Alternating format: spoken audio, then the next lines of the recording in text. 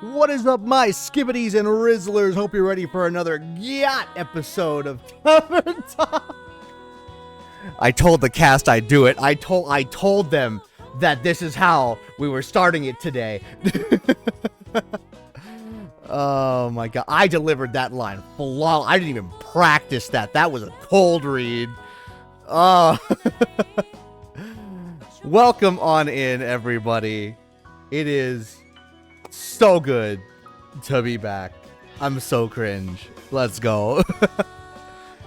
Hopefully y'all have been having a wonderful weekend, and yes, after a 2-week hiatus, we are so fucking back. Oh my god. I am very excited. Welcome on in, everybody. Kits, Esper, Macho, and Devin, Jamafly, Palava, everybody. Hope you've been doing real good. I've been doing really good. I've been busy with a lot of different things, video game wise, project wise, obviously prepping for a bunch of stuff. I know a lot of the cast has been really busy with their own things as well, but we've managed to find time in our busy schedules to finally come back in and resume this really fun live dub, and I am so excited for it. So without further ado, let's get over to the cafe, and let's not keep the rest of the cast waiting for now, shall we? And we do this, and then I do this. Prepare the noise. All right, what am I coming back into? Ah, yes, I forgot. We need our trademark THX startup sound. That's exactly what I thought. Get in, loser. We're storming Normandy. AKL, you have also decided to be a Bingus and not share us our script. Give it now. I haven't. Wait. Hand it over, Blue Man. I was actually planning on doing that right now. Is this anime time where we just get the script? And I don't believe. You got it. So yes, everybody say hello to our lovely cast today. I think it's a little bit smaller than our last episode, but also That's what she said. Today is. Hey yo. Oh. Okay.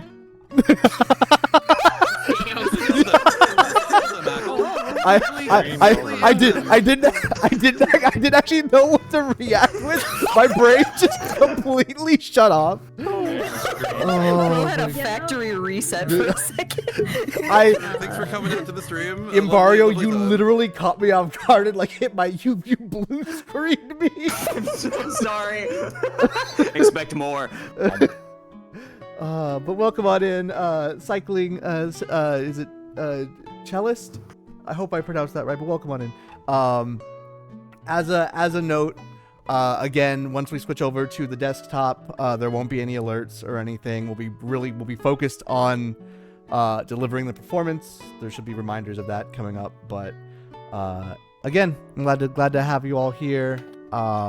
This episode is literally going to be only 3 days. Because again, when I was doing the pre-timing for this, the first day clocks in at 60 minutes approximately. The next day is like 14 minutes, and then the next day is another 60.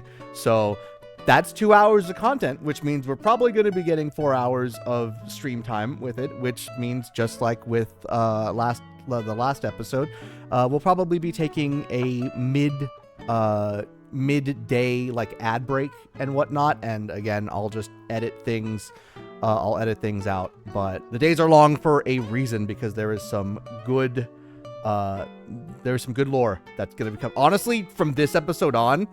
There's gonna be some good lore and some really good lines that I am very excited to hear acted out by our lovely cast. If you all want a list of who is voice acting whom, ! Livedub will give you the credits. Every one of these cast members, whether they're here or they are going to be in another episode, they have all put in their amazing skills and work, and I could not be happier with all of their performances, and I'm very excited to showcase even more. So hope you're looking forward to it. But without further ado, I think it's time that we get ready to head on over to the desktop so that we can showcase this. So Emmy, welcome back. Of course, I know you've been busy, but I know you're back for this one. I'm very happy. I think we should definitely celebrate. So the question I wanted to ask you to celebrate: would you like to be a little fancy today? A little fancy? Yeah. Sure, why not? Cool. Wonderful. Anyway, moving on. What the fuck? Don't worry about it. What? That is the wrong. That is the wrong file that I'm loading. Sometimes It's this. you just gotta hit the Yippee! Let me. Here. There we go. Wardrobe change. It's this one that I want. No. Wait. Hold on. I gotta think. You Wait. got Which? this. It's not Scuff. It's not Scuff. We're fine. I can hear the No, we're gears good. turning in his There we head. go. It is Got it. AKL perfected here. Episode 3. Absolutely. I'm good. I had to think about it because I technically I couldn't use the autosave because the auto because I was doing some off stream stuff. But anyway, it's all right. We're so back. We're so back. Damn, he All was pre-playing. Fuck. Alrighty. Let's begin. Act 2, Chapter 12. It takes 2 or 3.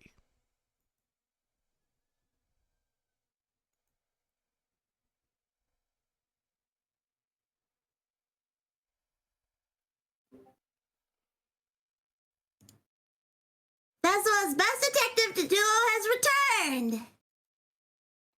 Welcome back, Melly and Malachi. John? I'm calling him Aura now. All right, add another one to the list. Okay. Okay. Because he's giving you migraines? No, because of his gloomy aura, of course. Ah, I thought he Silly. was just a Dot Hack fan. Fair.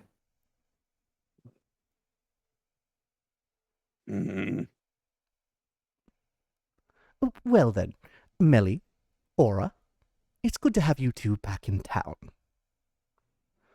I assume you were able to solve the mystery surrounding the missing familiars? Yes! With the help of my trusty assistant, I was able to figure it out.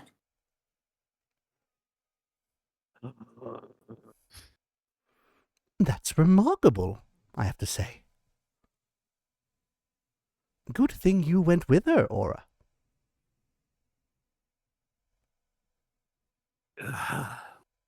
It was a dangerous mission. Did you encounter a T-Rex? Of course not. But we were nearly burned alive.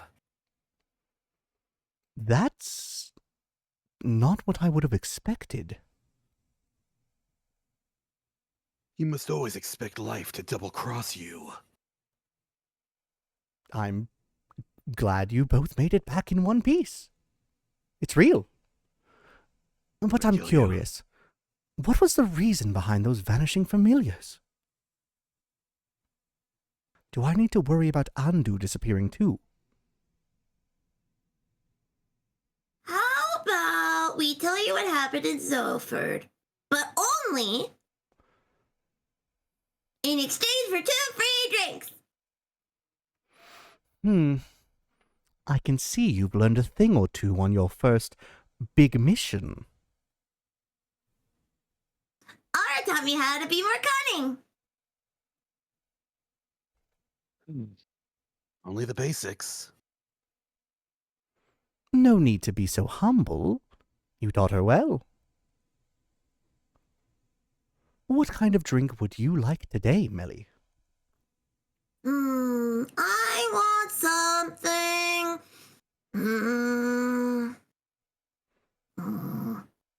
Something that'll polish my investigative and detective skills. A drink that'll make me even smarter than I am now, so no mysterious case like this one will ever be unsolvable for me.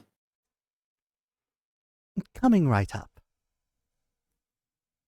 Also, another fun fact from this from our last week is between our last episode and this episode, there's been another patch that's been added. So again, a reminder that some of the drinks that were on my notes might actually be different. So I'm gonna have to like pay attention and think. Thankfully, this one's fine. This one's good.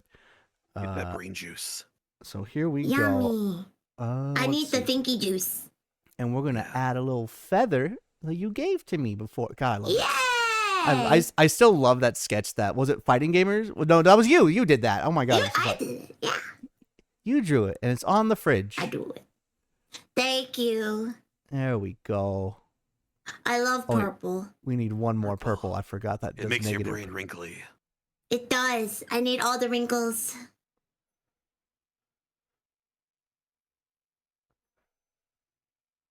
Let's see if this will make your brain cells multiply. Good, I only have one. Thank you. Let me try.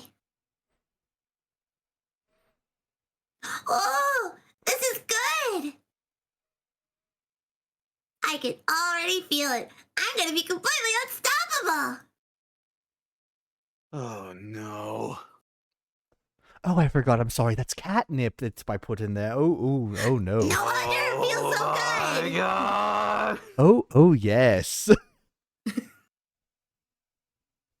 Initially, I wanted to sit this one out. But now that you've given her catnip, I might actually need a drink now. Oh, I forgot that one. Sorry. It would be my pleasure if it means I get to hear your story. Also, I'm longing for another one of your little secrets. Right. We made a deal. Correct. So, what will it be today?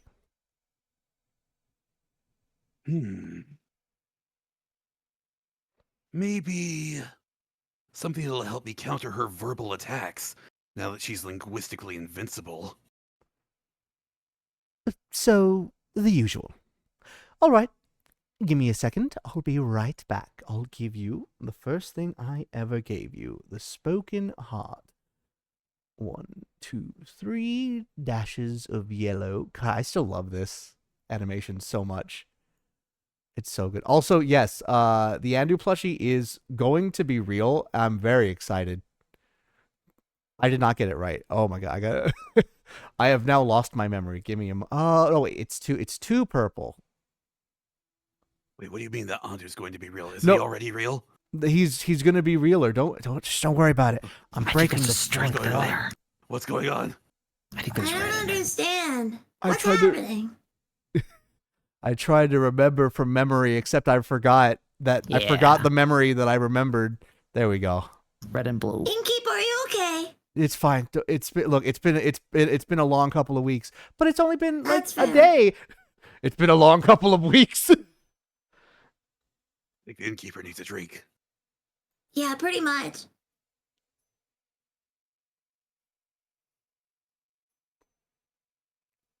This should make things easier for you. Oh, I can see it in his face. no, you can't. Yeah, I can. Is it that bad? Huh? No, silly, he likes it.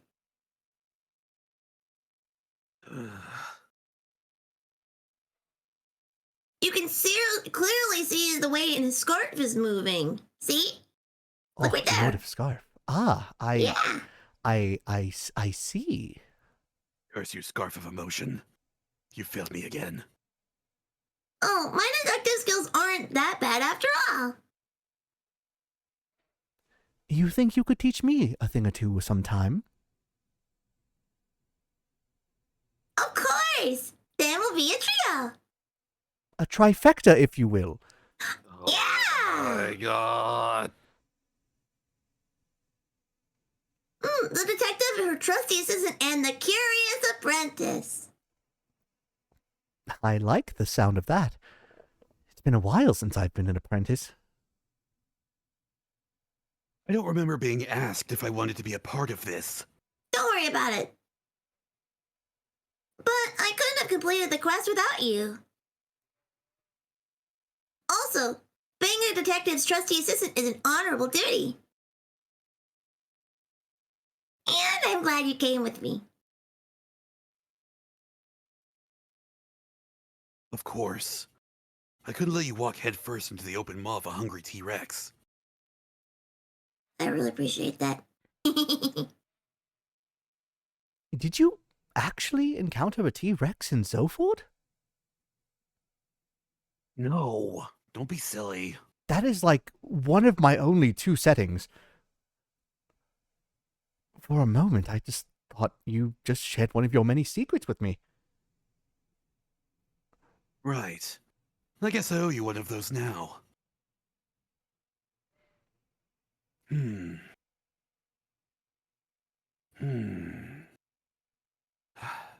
My hair isn't actually all black. I know that's not a secret. I can clearly see the white streak.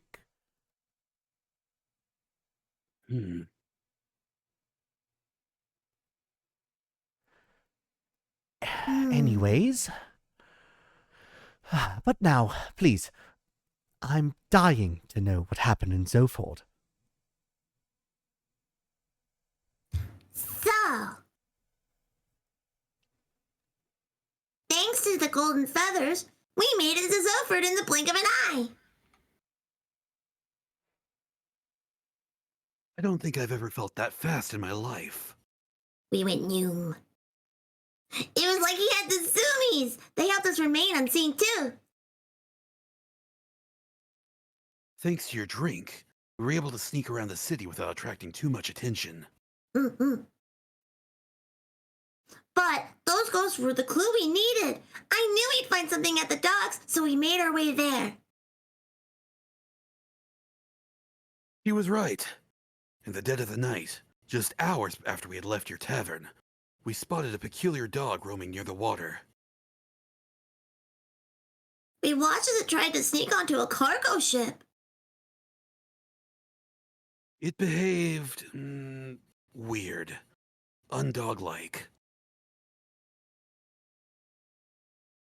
It hid behind some barrels and kept looking left and right before it started to sneak on board.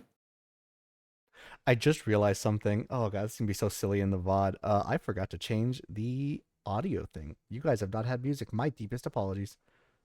I-da. Sorry about that. We have music now. We're good.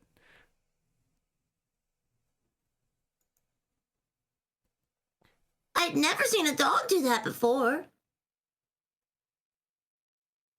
It looked like... It didn't know how to be a dog.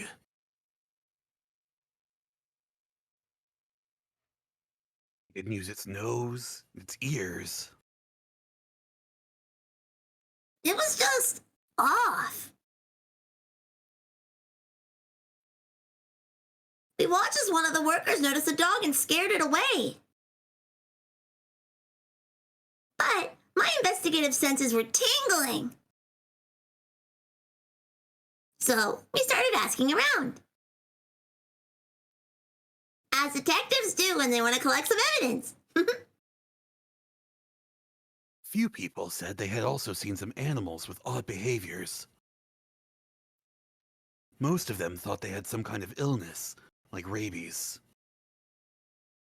Or that they were spirits disguised in animal forms, sent by a sea witch. So they stayed away and minded their own business. Not very high-class detective of them, but they made for fine witnesses. It was very cash moneyant. Mm-hmm. Apparently, there's something like a weekly get-together for all the town's familiars. We decided to check it out. And?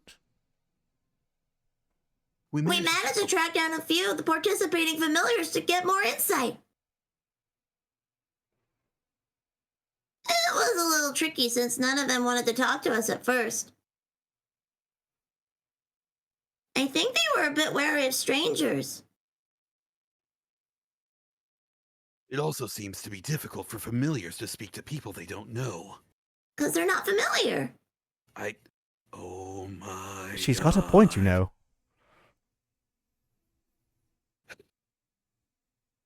Must have something to do with their magical abilities. But with their combined charm and charisma, Aura and I were finally able to gain the trust of one of them. And they told us something strange. They said all those familiars that went missing seemed to have been in contact with one particular magician. So of course we had to pay that wizard a visit. Preferably when he wasn't at home. I think that's called a B&E. But is it a B&E if, it's okay, don't worry about it. I mean, we technically did break and enter, but we didn't steal anything, so it should be fine. Anyways, finding out his address was child's play. Apparently he's quite popular among the people of Zoford. Wow, Aura, I can't believe you doxed him. It just took Aura a little bit of well-executed bribery to find the mage's home. Did you take some notes? I did! Hang on. Prepare yourself to be my next test subject, Innkeeper. Do not dox me! It's time! So... No, that's fine. I'm excited to see how much you've learned. You'll be surprised. Do not surprise me with my IP address. Flabbergasted. Gobsmacked. Speckledorfed. That's not even a word, Nick. Some other word. Very well. Your drink really did wonders.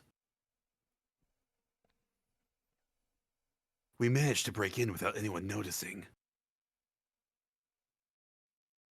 It was so exciting. We snuck around looking for evidence, maybe a hidden ritualistic chamber or something like that. And did you find one?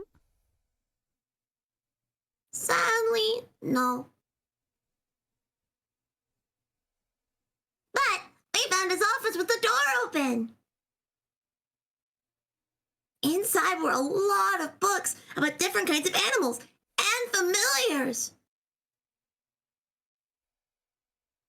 We figured he just loves animals, or at least needed that knowledge for something else. As any world-class detective would, I also checked his trash can because valuable information's in there. Smash cut to me and Mayu's playthrough of Murder of Sonic the Hedgehog. Yeah, for real. And? Did you find anything? Well, nothing that helps solve the case. But I did find something that you'd like between all that shredded paper. It looked like a recipe for a magical drink, just like the ones you serve. Ta-da! That's very useful. And sticky. Sorry. Thanks. But that's what I thought. Anyways, Aura and I continued our search for clues. His office also had books about common and uncommon diseases in animals, so we kind of had a connection to the reported case of rabies. I thought it was a bit of a stretch. Not that I could change your mind. But that wasn't all we found. Next to his desk, in a small cupboard, were his diaries. They were full of notes and spells that I didn't understand. Something about transmutational magic. Complicated stuff. While she studied his diaries, I rummaged through his belongings and scrolls. And I may have lied about the not stealing thing. I totally stole some things. Anyway, I had absolutely no clue of what any of it meant until I found something of interest. Detailed instructions on how to unbind a familiar from their services. A thought began to manifest itself in my brain, though I couldn't quite grasp it yet. But somehow, my instincts told me I had all the information I needed. I just had to stitch everything together. Kind of like what I do when I assemble quests for my patrons. Exactly! But right when I tried to getting to it, we heard the front door squeak and creak as someone entered the house. We tried to hide, of course, but... We hadn't been quick enough with our investigation. And definitely not subtle either. The whole place looked super chaotic. The wizard immediately knew something was off. And a potentially dangerous person on high alert is even more dangerous. So, we had to be on guard. Aura hid under the table, but I had other plans. I managed to jump on a bookshelf and wedge myself right on top under the ceiling. So I was hidden, but could still see the whole room. Good call.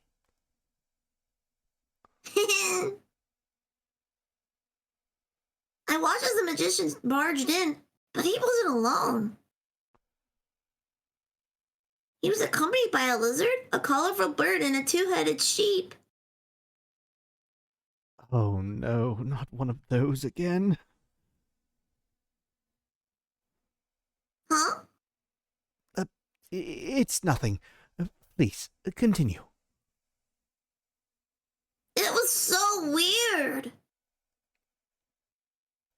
The bird didn't know how to fly, the lizard walked on two legs, and the sheep's two heads were always looking in the same direction. As if they all didn't know how to be real animals, just like the dog from the docks. But now we had proof. The weird animals were definitely connected to the weird wizard. And as if the wizard noticed something, he stopped and said to the animals, "No, you three, get out of here. I don't want you to get in trouble or hurt." I already had my fingers wrapped around the handle of my knife, ready to strike. I'm sure he felt my murderous intent. But it does sound like he cared a lot about those animals. That's what I thought too.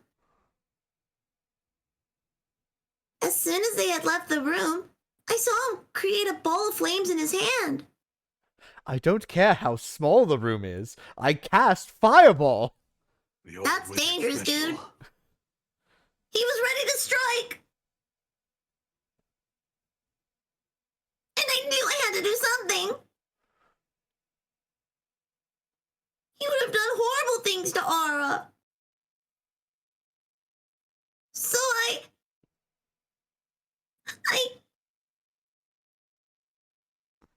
I meowed.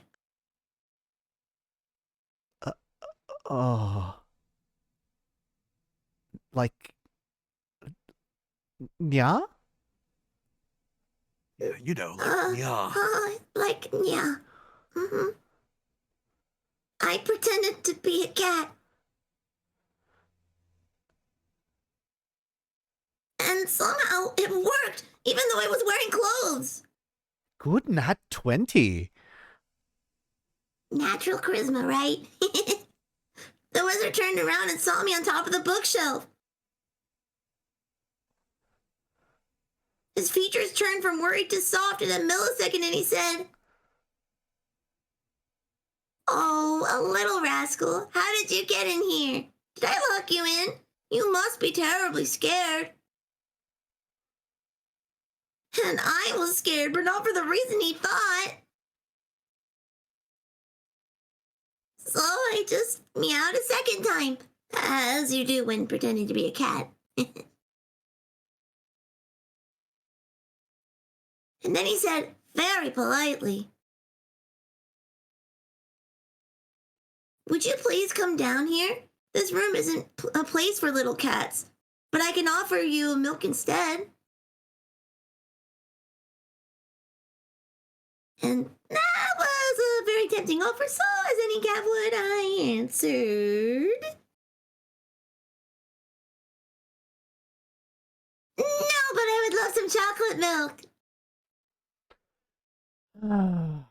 You were doing so well. What do you mean I was? She really wanted that chalky milk. She deserved it. It's so good! Honestly valid. Understandable.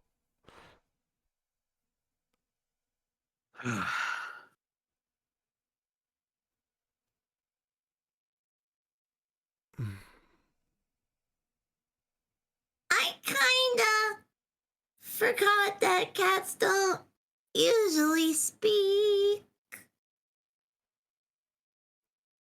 Needless to say, his face was priceless.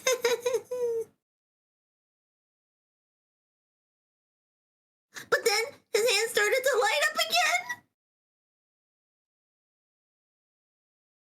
I immediately knew she was in danger, so I broke every possible rule the Thieves Guild taught me and just popped up from underneath the table. Was very brave of you.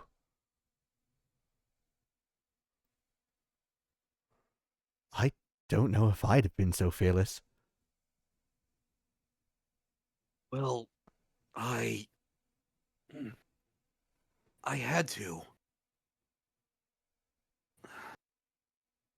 The wizard turned around. He was surprised, maybe even scared, but he was also ready to fire at me. I already saw my life flashing before my eyes. And before I could even think about it, I yelled, "We know you don't mean any harm. You're just trying to protect those familiars, right?" Apparently I hit a nerve. He stopped right in his tracks. I took advantage of that moment and tried to explain why we were in his home in the first place. I told him everything about the quest, the familiars, the weird dog. Usually I'm not very good with words, but, well, your drink definitely did what it was supposed to do. I don't know how, but I think we managed to de-escalate the situation. He looked panicked before that, as if he was being chased. Maybe he actually expected people to come after him. Hearing all of the clues out of Aura's mouth kind of flipped a switch in my brain. And I could see the truth right in front of me. Suddenly everything made so much sense. I jumped down from the shelf and began my conclusion. It is clear to me that you, the accused, do not have ill intentions. However, that does not make you innocent. So you're still involved in the disappearance of some familiars. He was walking back and forth while she gave her speech. Needless to say, the wizard and I were equally confused. That's what you do, though. That's Sherlock moment. It's all right. You wouldn't understand. It's okay. You're fond of animals and as such also familiars. And while I don't know anything about magic, I have heard the term transmutational before. Who hasn't, honestly? It's a broadly used term. Totally. That right there was a blatant lie. I'm so proud. So I, the world's greatest detective, have concluded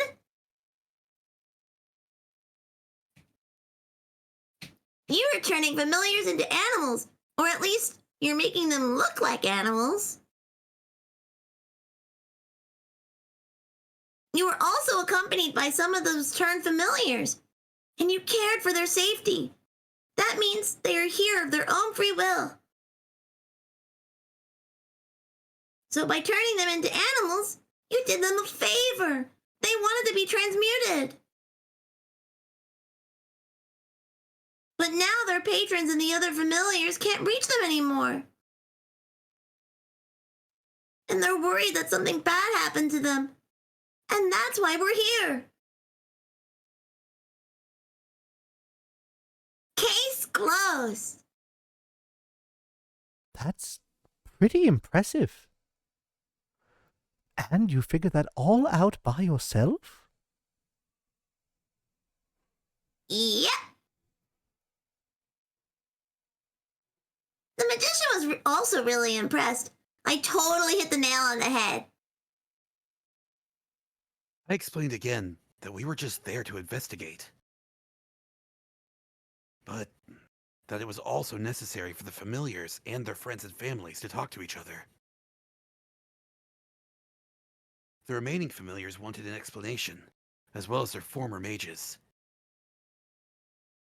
The wizard already felt guilty for doing something behind their backs, of course. Turns out, the familiars were unhappy in their dragon-like bodies, and much preferred feeling like real animals. Ah, I see. The furry fandom strikes again. Good job, us. But they were afraid of telling their patrons and familiar friends, so none of their remaining acquaintances knew what happened. Of course, they expected the worst. Why else would your friends just leave you alone and disappear without a trace? Yeah.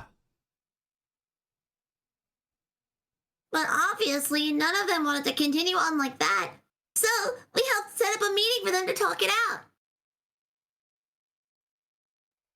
And they did. All the magicians were very understanding, if a little sad to lose their connections. The other familiars also welcomed them with open arms, even though they were a little confused at first. They needed a while to understand why their friends wanted to be animals. But I think they got it eventually. So, all in all, it sounds like a very successful quest. Absolutely! I'm glad you got to uncover the truth. Me too! The magician even decided to give us something in return for helping him. Neither of us have any use for it, so we wanted you to have it. Don't say that. It makes it sound like it's a bad gift. And it's not. What is it then? It's a ring of beast storing with a lost familiar inside of it. He found it a long while ago, but its patron never showed up. We named it Renew. Melina can't take care of it, and I have my sheepfish, Rufus. Oh my god. But I want him to keep it. Undo and renew. Mother... Oh, I get it. Oh.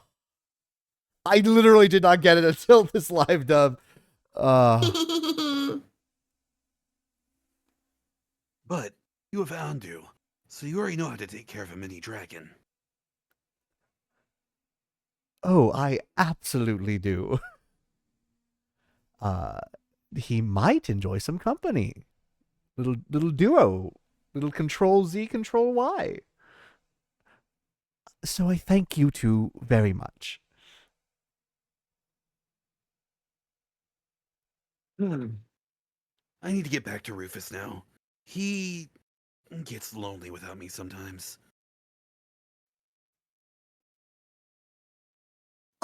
that you get lonely without him. You're pushing your luck, Cat. No. He's my pet. I need to take care of him. He's your baby. Well, baby, man. Yeah. Don't worry. I'm sure Fable did a good job. Though it's nice to see how much you care for your pet. He's been my only friend since my parents died a long time ago. Damn, that took a turn! Oh. Were they also eaten by zombies? No.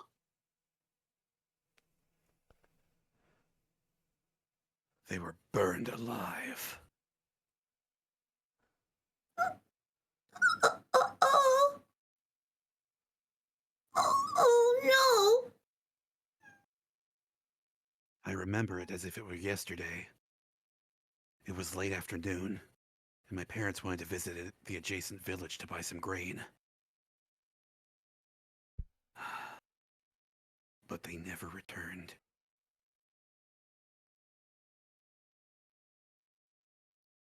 I wanted to look for them. But when I got to the village, every house, every barn, even the ground was ablaze. I heard yelling, people screaming in pain, pleading for help.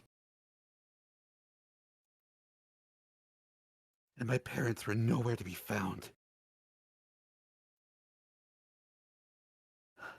Few of the survivors confirmed they had seen them earlier that day. Before the fire. I later found out the perpetrator was the pretentious son of a noble family. He had a disagreement with a farmer over some payments, and instead paid a bunch of criminals to set fire to his barn. Fire spread uncontrollably, and devoured everything in its path, including innocent lives. Just like it did today. That's awful. I'm sorry, Aura. It's all right. I bottled all my emotions up and combined them into desire. For a family? For revenge. Oh. But that sounds like a lonely desire, though. And you haven't found any friends since then? No. The people in the Thieves Guild helped me survive, but they weren't particularly keen on friendship. So, I just chose the lonely path that was meant for me. That's not very nice of them. But now you have me. And We're best friends now. And accomplices. And we can found our own guild. Like a detectives guild.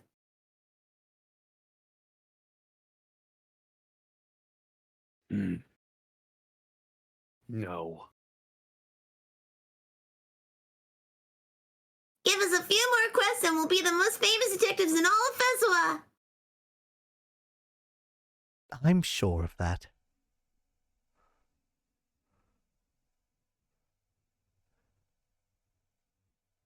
And a good mythical morning to you, Innkeeper. Oh, thank God. Oh, thank you for cutting the tension, Hex. Not a problem. This time, it's actually still morning. It's morning somewhere. It's morning here. There's no way. Excuse me. But that doesn't mean it also isn't morning somewhere else in the world as well. Of course not. That's That's a really cute hat you're wearing. That's a really Can I nice try line I almost stole. Yeah, my line. Give it back. Thanks. Can I try it on sometime? Only if you tell me your name. Okay, well, a fellow master of bribery, I see. But there's nothing more you could possibly teach me. A world-class detective like me doesn't need extra lessons in bribery. So you're a detective. Yes! The best detective in all Phesoa, I might add. I'm Melina, by the way, but you can call me Melly. Happy to make your acquaintance, Melly. I am Hexagon Hex, but you can call me Hex. Is the Hex the Whoa. first name or the last name? I'll let you decide. Oh. I wonder if it's an Eastern style. Like, by your last name? I actually forgot that was a lie. No, Hex, as in short for Hexagon, obviously. Man, Yeah, it was We're- the middle name this whole time. we're all getting red today. I'm sorry. Is your name Hexagon Hexagon? No, it's Hexagon Hexagon. So, I'm leaving. Goodbye. His brother is Luigi Mario. I'm Mario. Who's on first? And who's that grim-looking fella next to you? Oh, him? They look grouchy, but they're my world-class assistant. Not by choice. But you like it admitted. His Nope. name is Aura.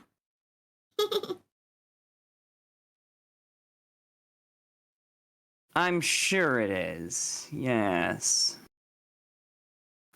Nice to meet you, Aura. But I think you've gotten enough information out of me. Can I try your hat now? That's a tricky one. You see this little star pendant at the tip of my hat? Uh-huh. It classifies me as a wizard of the primordial sea. A silver one, I might add, one of the Leviathan's most trusted confidants. Ooh.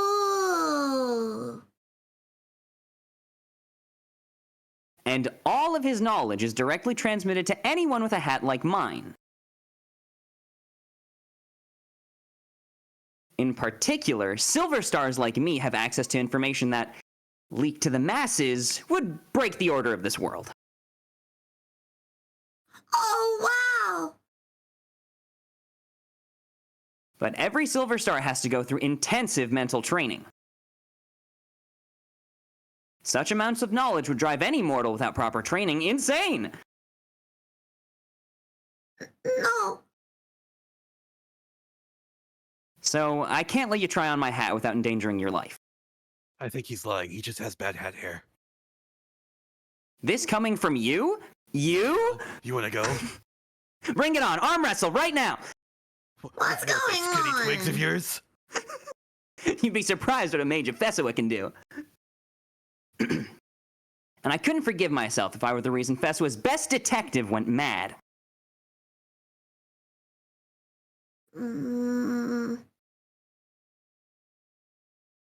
That is very honorable of you. But I, the great detective Melina, have concluded that you, Hexagon Hex, are nothing but a bad liar. What? Hold it! Ha!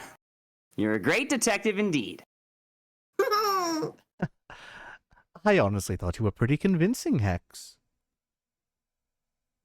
Thank you. Wait, did you actually believe him? I must He is the admit, prettiest innkeeper in all the land. Right? look. Fell for a blatant lie. Point Look, at him and laugh. I forgot to turn on the jukebox a little bit earlier. I'm sorry, the music box. The Magic- ethereal music of the inn. Yes, that one. I'm very pretty today. It's been a couple of weeks the last day. It's okay, Innkeep. Innkeep. It's Keep the Saturday, conditioner. Keep. No way! But I decided for myself that his words were fairly implausible. Definitely not after you called him a liar. I definitely came to that conclusion on my own. I just happen to know a thing or two about the primordial sea. Do you now? I've read some books, heard some rumors. You know how it is. You know, I have friends there. Any manuscripts? You totally read the books. You didn't skim through them. I skimmed. I skimmed the Wizardpedia. It's fine. And I really Anyone doubt can change that, right? it's fine. Wizardpedia, the free encyclopedia that only the mages from Phesoa can edit. And Comes to the hat. I really doubt Leviathan would share his precious knowledge with a mere mortal. Nothing against you, Hex. Thank the dragons! For a second, I really lost my faith in you there, Innkeeper. Oh, don't worry. It'll happen again. Oh. Well, I gotta say, you're really convincing. I sure am. Looks like even a great detective like me never stops learning. Honestly, you could have just told me no, though. I would have revealed my name even without promising a magic hat on the line. But it's more fun this way. I think honesty is also a very important skill to master. Whatever you say, detective. But Hex, what brings you here today? Nothing really. I was just longing for another one of your drinks. You know, the kind that would flood my head with new ideas. Leave it to me. And with Maybe that, you need a couple too, Innkeep. I absolutely do. But with that, I can see that the ad break is coming up soon. So we're going to actually run that. Perfectly timed! Let's go! Let's go. Let's go. Let's So fucking go! We'll run the ad break and then we'll be back in just a little bit. Alrighty, and we are back. Let me pick up the controller again. We can go on back to the desktop. I've magically fixed making the drink. I got it done last minute. We're good to go. When did that drink just appeared over on the table? Yeah, it's so good. And now it's going to appear over on your counter. This is the new recipe that Melly sent us. Here you go. This should do the trick. Huh. Let's see.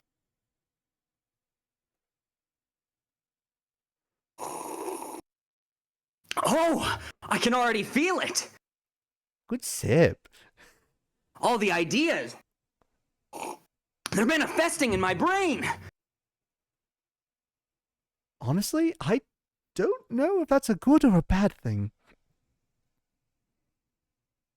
I guess we'll have to find out. Oh, can you maybe show me a magic trick? Just test your abilities, I mean. Well, yes, of course I can. I'm glad you asked. You know, I'm a master of fire. Okay, I know I said I don't care how small the room is, but I care what the room is. AKL, what did you put into this drink? Is it fireball?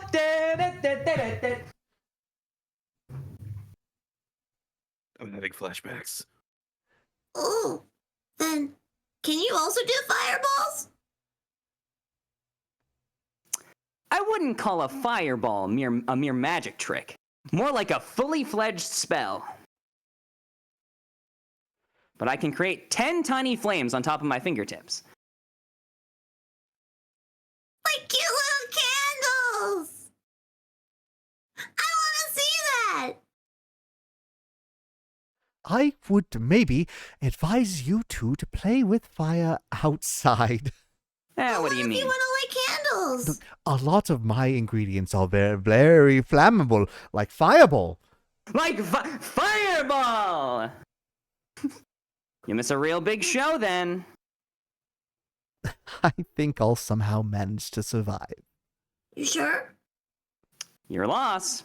My gain. Or are you coming as well? I'm good. All right, lone wolf. You're missing out, though. Certainly. See you later! Have fun.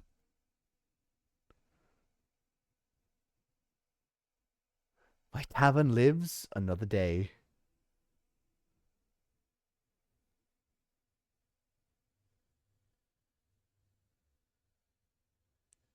Innkeep. Kaelin?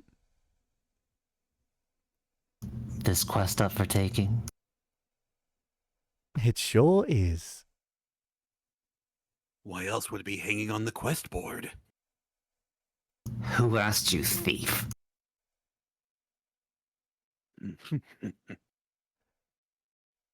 Are you going all by yourself?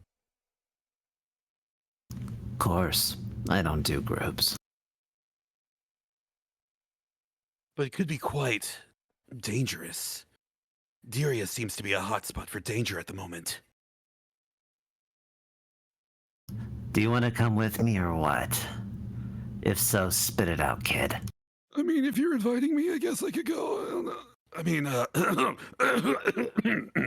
no. Fine. It's nothing this greatsword can't cleave through by itself. Won't need much help. Cool. They always like that innkeep. Well, it depends on who's in the room.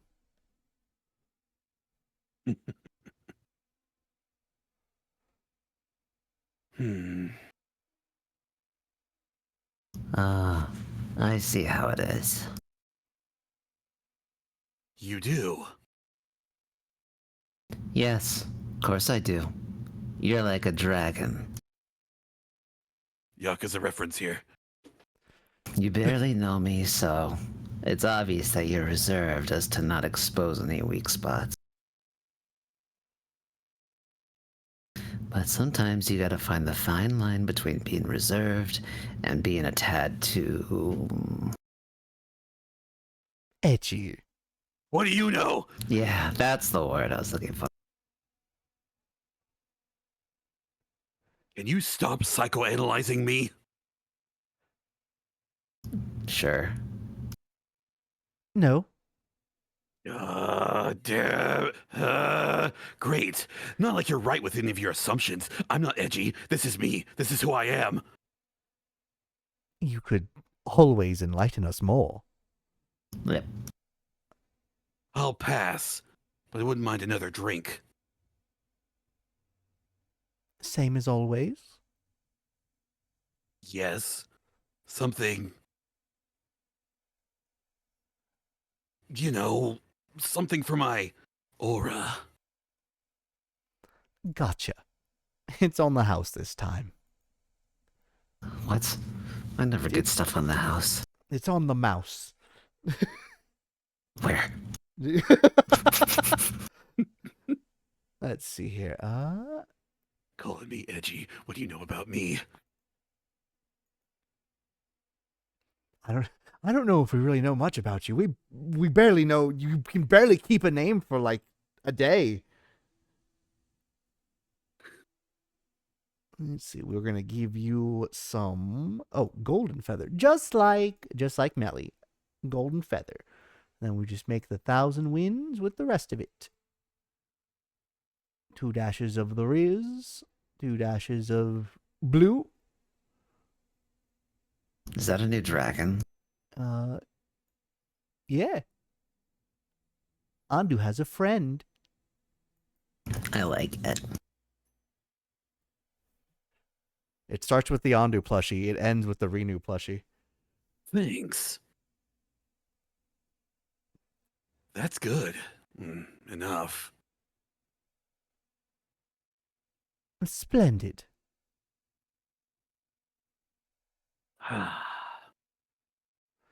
All right, moving on.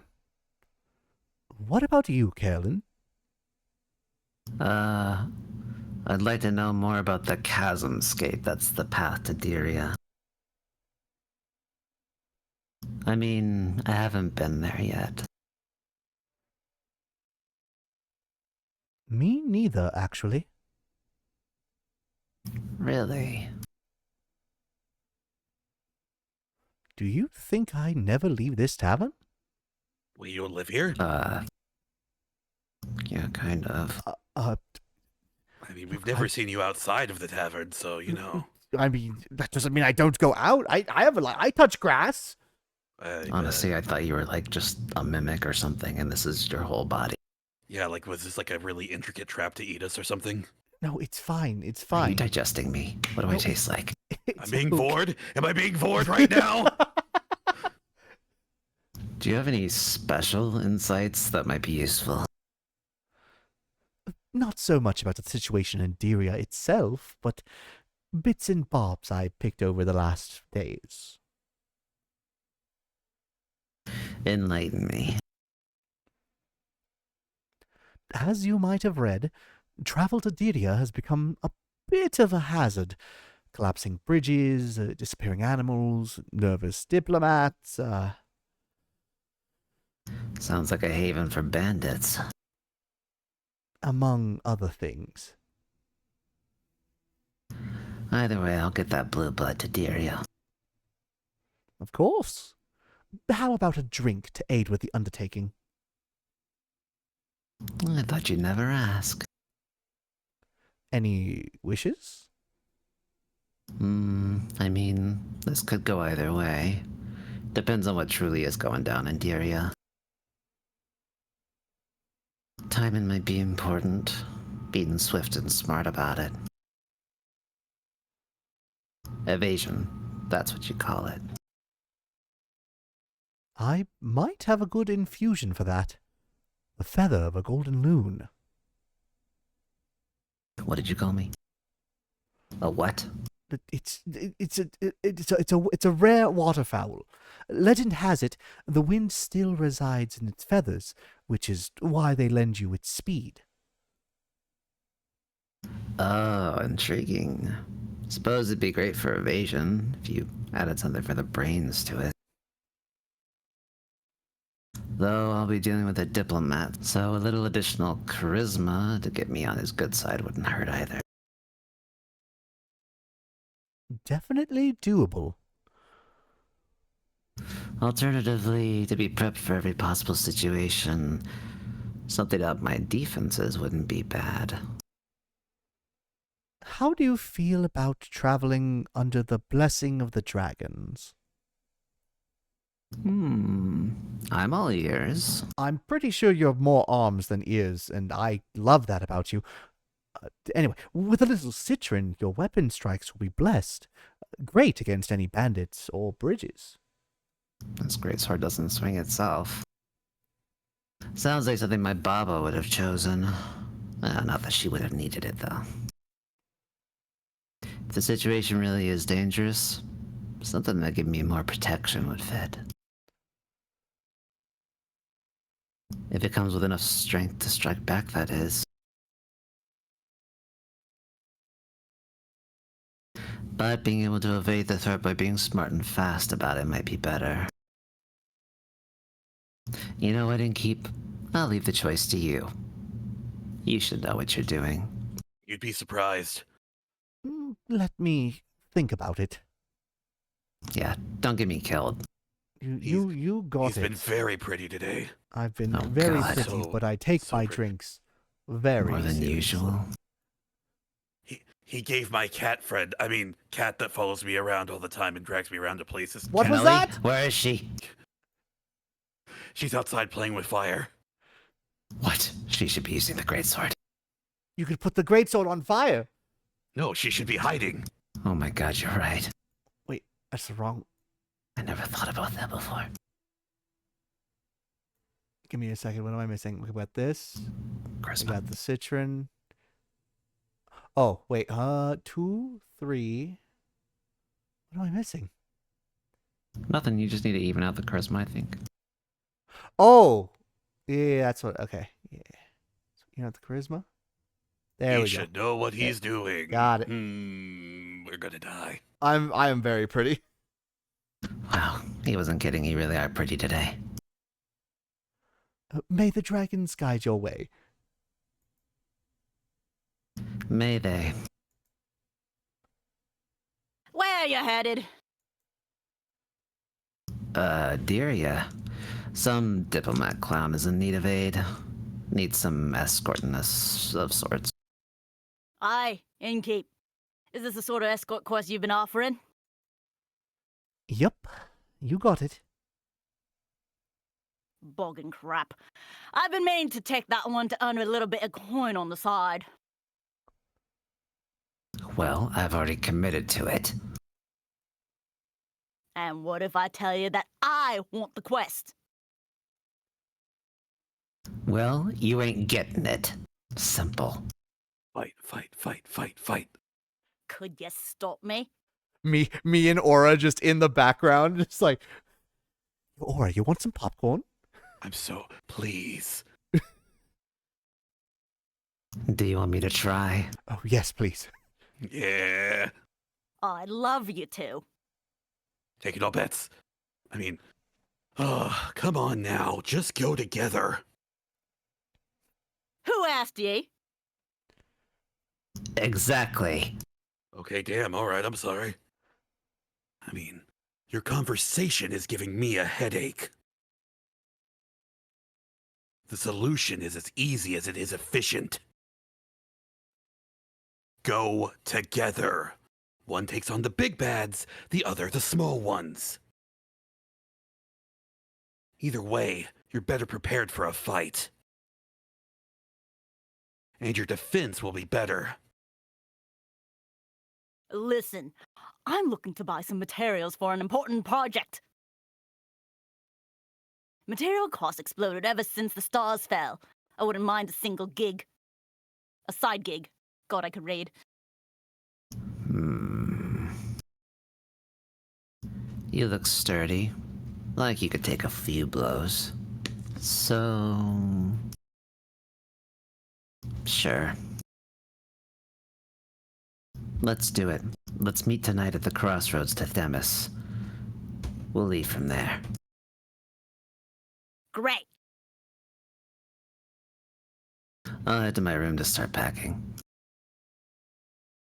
And to take a nap. Those are effective after all, huh? Oh, shush. I literally just had like a 2-hour nap beforehand. It was very good. I'd go lick my nose.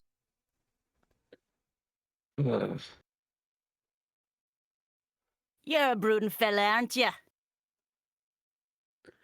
This is just who I am. All of you? I was about to make I the am shadow all of reference. me.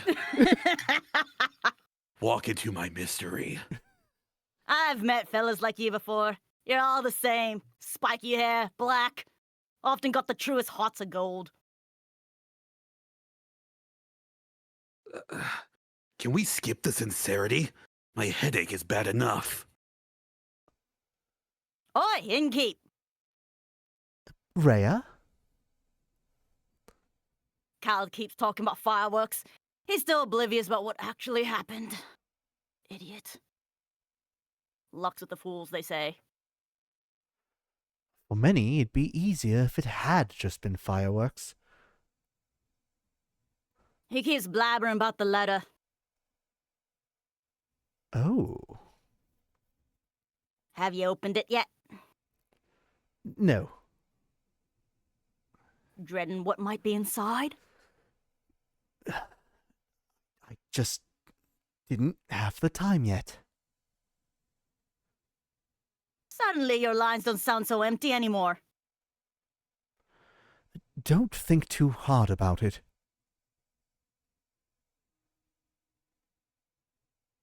Think about what? Nothing. Literally, I don't. Oh. No! It's good that you know yourself. Man, I know this script, apparently. Of course not. I didn't mean to pry or anything, even though I am very curious by nature. Good for you. I would agree. That and wanderlust is the reason why I decided to come here. What's wrong? To the tavern, to Zenith, to adventure, right? Woohoo. Thank you. Oh, he's just Woo-hoo. he's such a little boy. I love him. Hold me back. I'm gonna kill this guy. Not if I get to him first. All right. I've come to inquire whether someone has already embarked on the quest to escort my dear friend Deria. Very much so. She's... Oh, you're going to steal my lines too? No, He's it's such a okay. thief. I'm so proud of him. She's sitting right here. Where?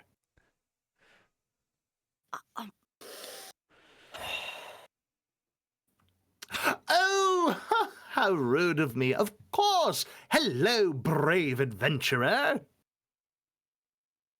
Rhea's enough. Hello, brave Rhea. You are the one who's going to escort my dear friend?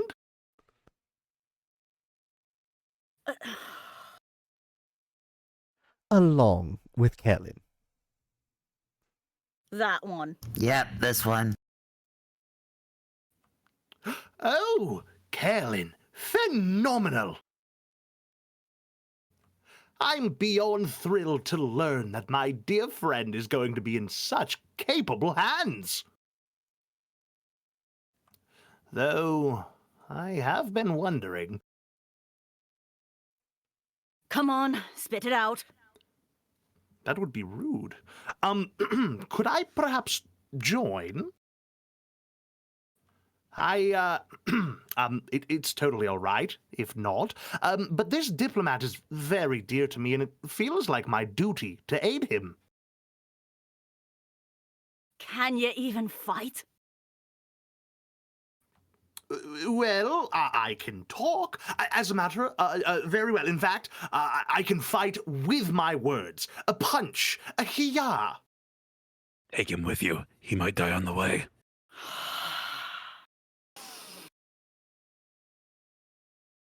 The wolf would hate it.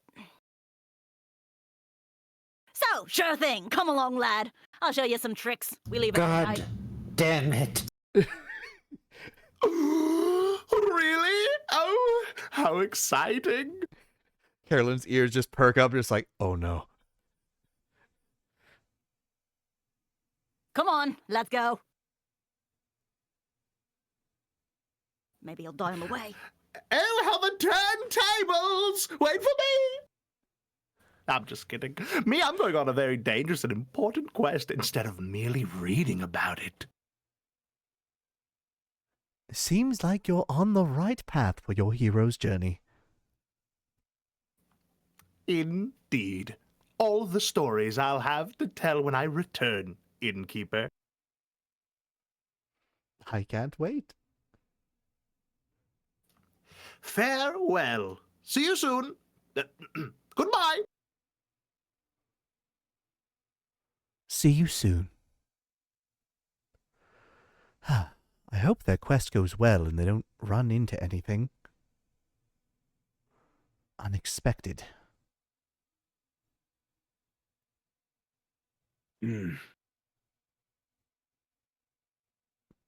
What's on your mind? Are there any open quests left?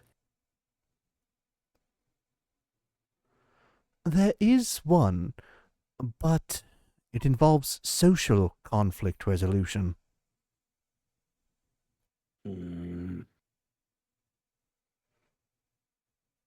Sure, whatever.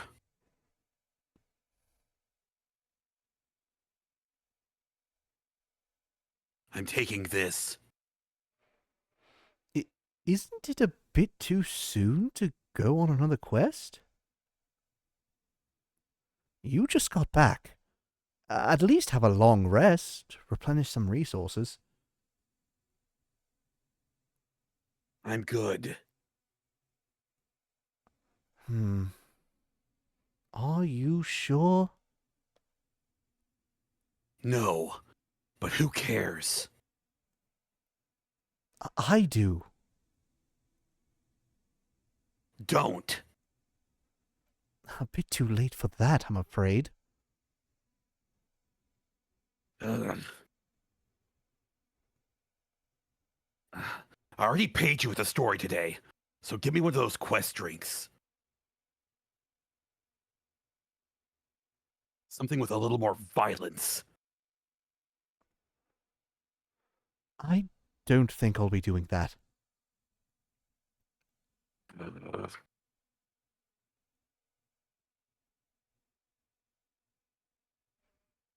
Hiya, Innkeeper. Remember how I said fancy? Oh, I am very fancy. Holy shit. Look at me. Hiya, Fable. Hiya, Mal.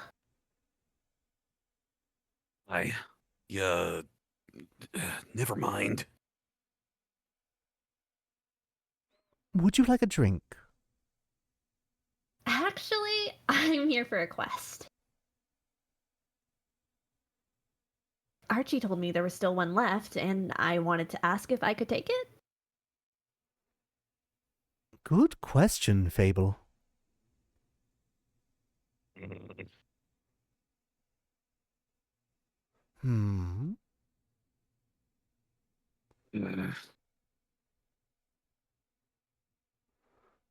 I see it's on me to answer it.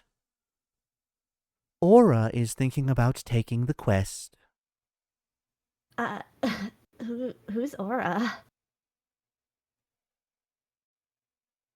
John. Malachite. Him. Oh, nice name. Them. Thank you. But, if you're already taking it, I guess I'm too late. I hope you have fun. Why don't you two go together? Together? Is that even allowed? I don't know. Aura? What do you think? It's the most efficient solution. I think you should stop using my words against me. Of course. Teamwork is the adventuring world's bread and butter. Most heroic deeds are not done alone. Life would be very lonely that way. It would be, yes. So, you should go on this quest together. Combine your individual strengths to solve any problems better than you ever could alone.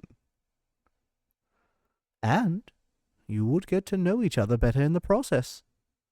It's a win-win. Aura, what do you think? Would you be okay with that? I guess. Would you? I think so. It sounds fun, at least. Cool. It's settled then. You'll go together. If I can ask, what exactly is the quest about? Archie only mentioned that there was one. It's simple. Baya is worried because the Banshee of the Lonesome Lagoon and the Merry Morgan of the Ashen Grove aren't speaking to each other. She fears the end of their relationship would also mean the end of her friendship with them.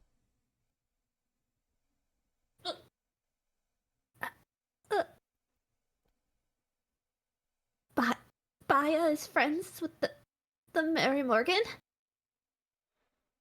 Best friends. So we need to talk to the Mary Morgan. And the Banshee. What an opportunity. Always wanted to come face to face with the embodiment of sorrow. Don't you think that's scary? No. You know what's scary? Failing relationships. Social fights are the most dangerous kind. I find them less scary than wrathful spirits, to be honest. It seems like together your fears will cancel out. So true, Umphy. I mean, I don't know enough about math to dispute that. Speaking of math, ish, how do you two want to approach this? This is not an easy task, so we must be smart about it. Do you have any of those Fey crystals? The ones that make you fade into shadows entirely? Sure do. Good. I suggest you mix those with a hefty serving of intelligence.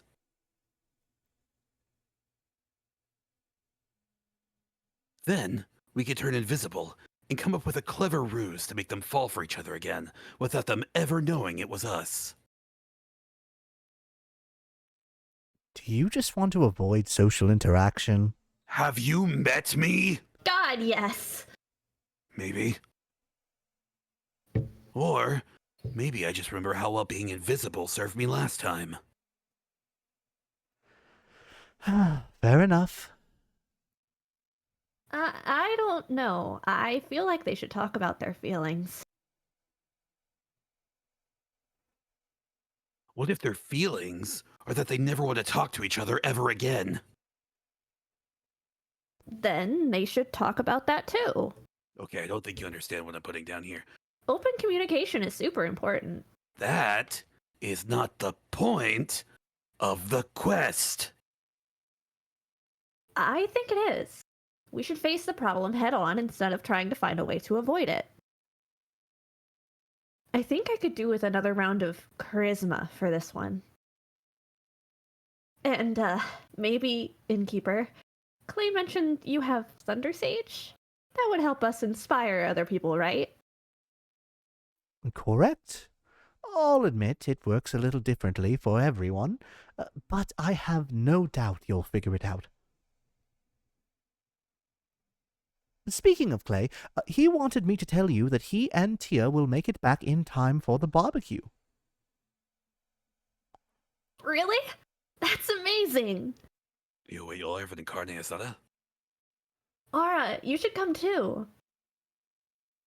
We're having a barbecue at the werewolf settlement on the 31st. It'll be fun, I think. I don't think so. Oh. Alright. I have to get back to Rufus at some point. He'll need his wool cut. Speaking of Rufus, if you're here, Fable, where's the sheepfish? Melina picked him up. She said she'd bring him home, so he has to spend less time alone. Great. Was that wrong? I told her exactly what kind of food to give him in case he gets hungry while they wait for you. No, it's fine. He likes her. They're a good match. Anyway, we should hurry, so you don't miss your barbecue. You're right. Innkeeper, can you help us pick the right approach? Either invisible and intelligent, or charismatic and inspiring. I trust your expertise.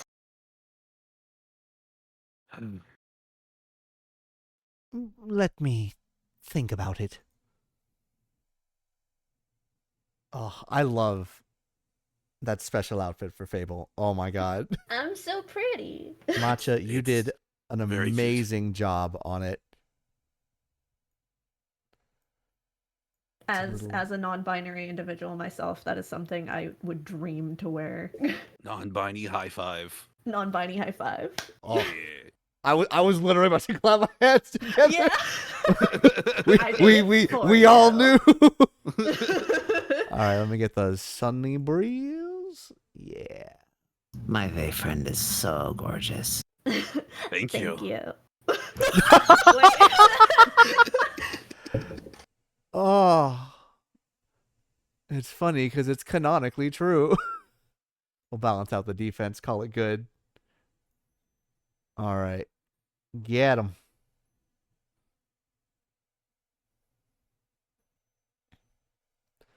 I think a direct approach is the better choice. After all, honest communication is important, right? Would you say so? I literally just did. Very much so. And you?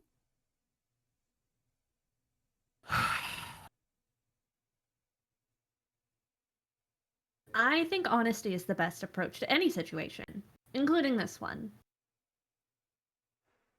Agreed. I think the only question left is, where should we start? The Ashen Grove is closer. And you already know where to find the Mary Morgan. You do? Yes. I encountered her before. So she'll remember you. Useful. I hope not. Last time she tried to drown me. Oh. I see. It was pretty embarrassing. It sounds pretty embarrassing. Like straight up cringe. I know the way to the Banshee, too. It might be smarter to start with the one further away. Work backwards and all. That makes sense. Yeah, let's do that. Good. But we should prepare first. The journey to Boreas won't be easy. You're right. We should leave tomorrow morning. We should. Mm.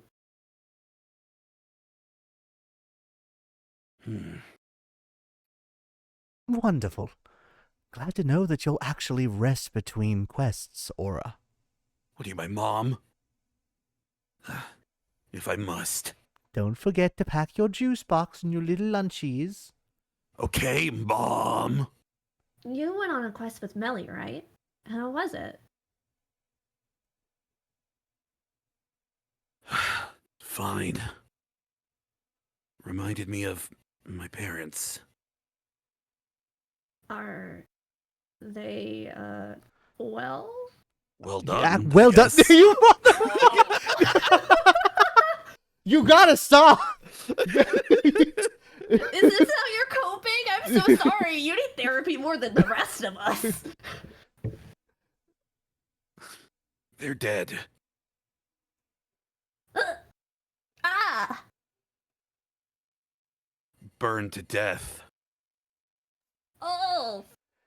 I'm sorry, that's horrible. That's life. It shouldn't be.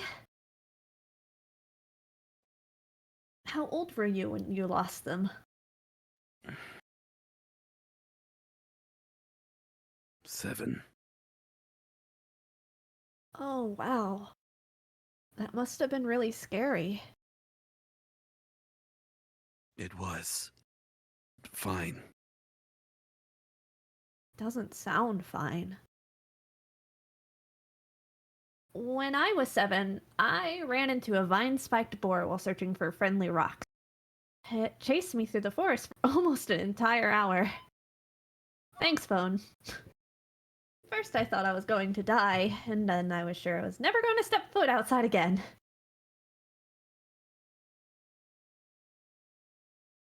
But when they found me crying, my family hugged me so tightly, they dried up all my tears. And when I sat in my room, frozen in fear, danced and played board games until I forgot that I was even scared. I can't imagine not having that. Must be nice. I can. Oh, God. It was. Please don't say fine. Scary. Really scary. I waited at home by myself for 2 whole days. I thought the shadows were going to eat me at some point. And when I was finally brave enough to leave, it was too late. You know it wasn't your fault, right?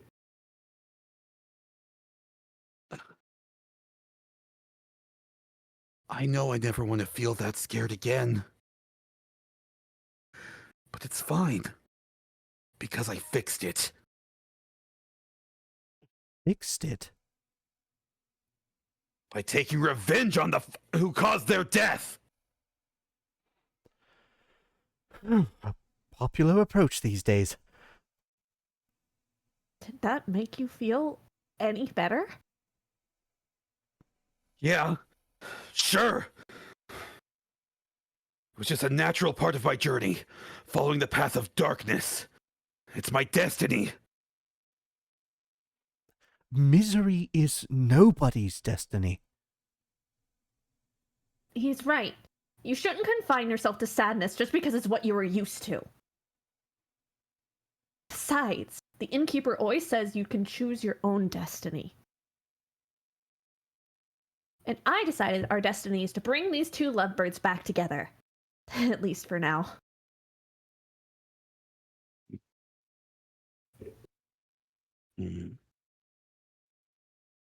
I think I need to go prepare for our treacherous journey ahead. You should let Melina know you're leaving. She'll be worried senseless otherwise. Let her know you'll be back. I might not be. Don't be like your parents.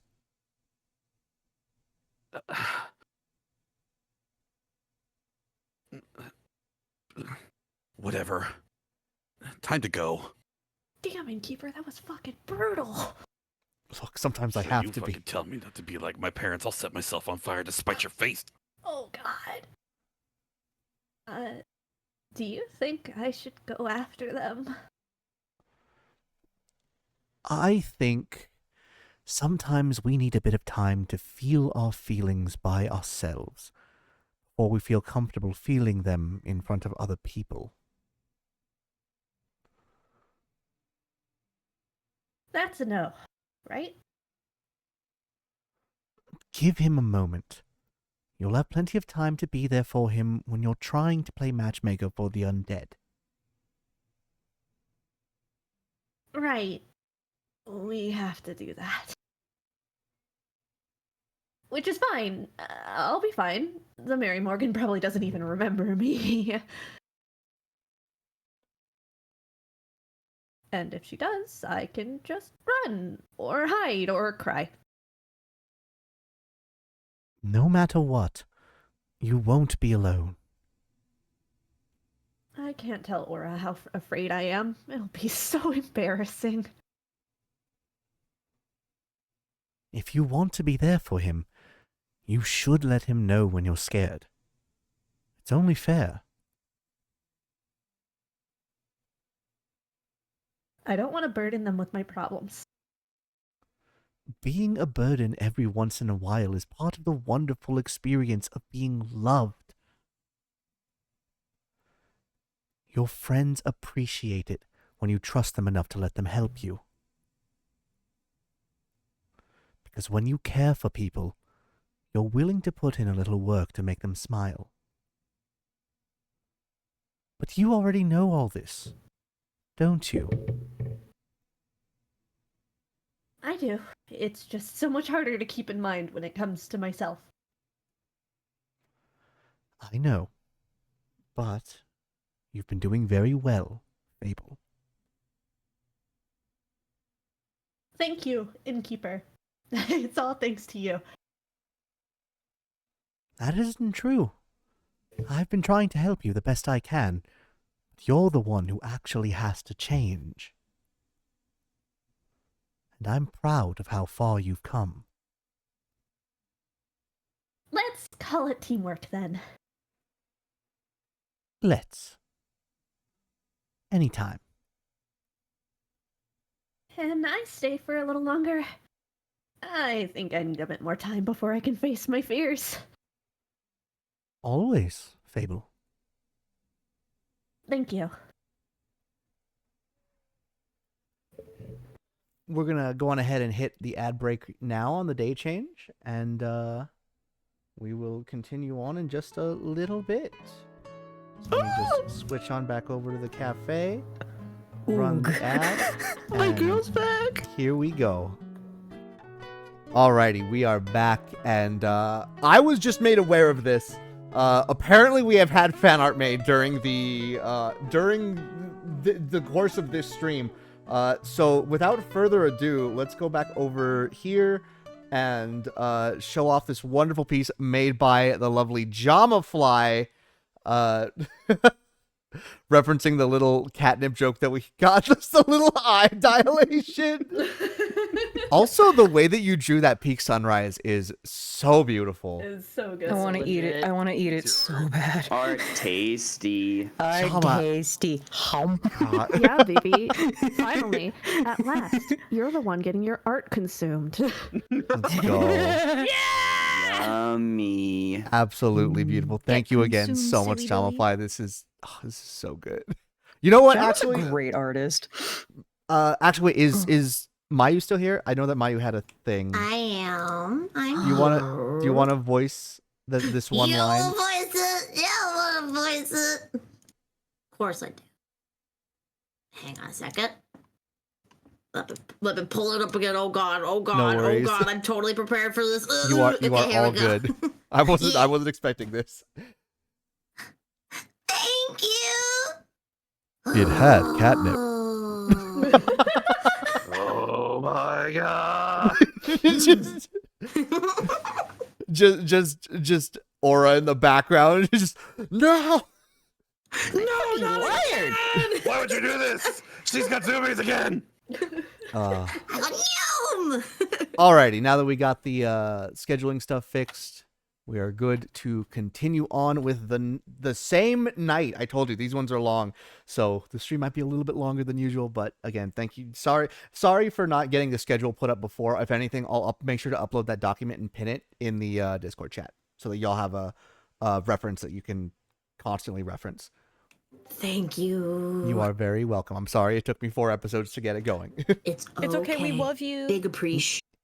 All right, here we go. Morning. Damn, you look fine. It's not morning. It's morning somewhere. Did I sleep that long? No, it's still the same day. Oh. That makes more sense. Not morning, Elfie. Not morning. How did you sleep? Soundly. Feels like I haven't slept so well in ages. Archie said you're going on a quest? Yeah. Ray and I will be escorting some rich to Deria. Be a little nicer, please. He's Archie's friend, even if he is part of the 1%. Sorry, we'll be escorting some rich idiot to Deria. He's Archie's friend? I see. That's why he was so excited. 'Cause his friend's leaving? Must really be craving some peace and quiet. Oh, no. He's excited because they get to travel together. What? He said he's coming along. Since when? Rhea did it. Please shoot the messenger. I've been a good NB. Great. Is it too late to back out? Yes. Don't be a coward. Fuck you. Fine. But I'll need another drink. That would be rather difficult. You see, I already gave you a drink tailored to your quest, and my boosts shouldn't be mixed so irresponsibly right before an adventure. So I'm just supposed to deal with this headache by myself. Yes. Very helpful. Thank you. You're welcome. Do you think something exciting will happen on your quest? Yeah, I'm gonna strangle a dwarf and a twink. We'll see.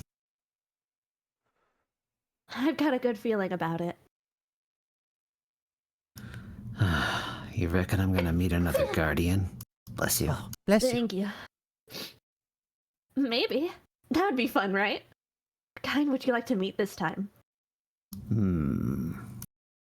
Not sure. I feel like I already met the one I was looking for. What could be greater than tricking a wyvern chimera? You're right. I think it means it's time to befriend the realm keepers now. Wouldn't that be something? Which one would you like to meet the most? Gaia. Can't think of a greater honor than that. You. Gaia as well, but I feel like I should pick someone else. For balance. Cassiopeia, maybe?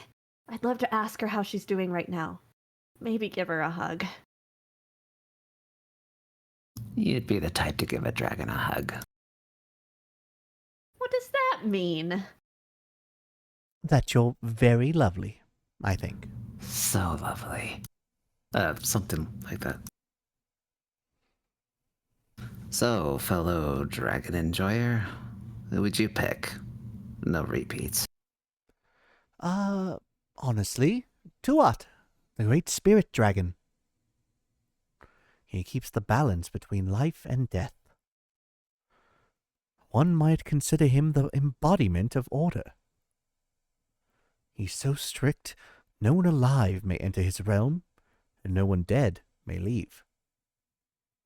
And yet, there are countless trickster myths about his escapades within the mortal realm. I do enjoy that duality. I hope the dead never get bored with him. That'd be nice.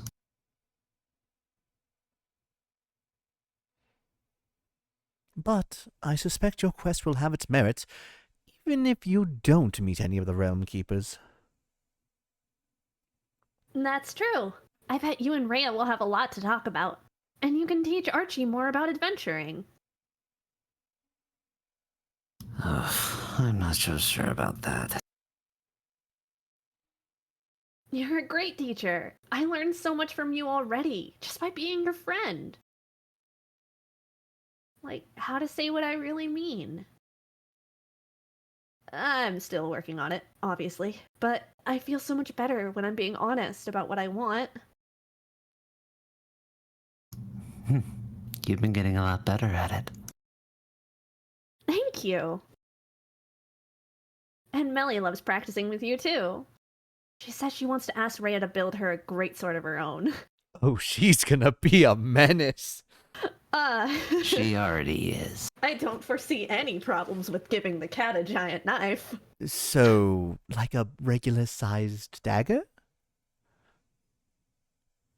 Teaching someone to hold a sword is one thing. Guts and bravery are something else. Not sure I can teach Archie something I'm still practicing myself. You can always practice together. No, that sounds awful. Speaking of practice, you're going on a quest too, Elfie? I am. Aura and I are going to fix the Banshee and the Mary Morgan's relationship. Is that sneaky Twister's new name? It is. Wait, ain't you scared of the Mary Morgan? Only a little. Okay, maybe a lottle. Do you think she's going to drown me? Do you think the Banshee will? Maybe they'll reunite through the teamwork of drowning me.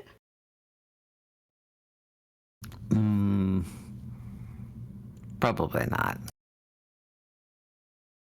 I think you'll probably find some wacky as heck solution that no person in the history of Dragonkind would have ever thought of. Like, being kind or whatever. I'd like that.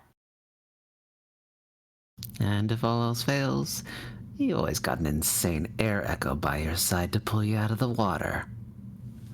If you can swim. He's sane.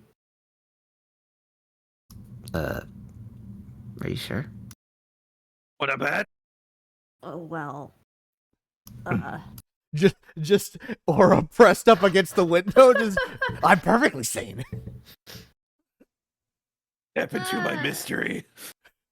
Mostly, I think he's sad. And sadness can make people feel a lot of intense things. That's what therapy's for. He keeps walking around at night and screaming, Maria! Who the heck do you think Maria is? Like fear or anger or nothing at all. Anything that isn't sadness. It's easy to lose yourself in that. But there's always a way out. If you're looking. Mm-hmm. You taking that sheepfish thing along? Maybe? I think he might let him stay with Melina, so she isn't so alone. Or so he isn't at risk of losing him. Probably both. Not a bad idea. Would hate for her to be all alone while you two go chasing ghosts. Maybe we can send Grace over to check up on her. Or Hex. No.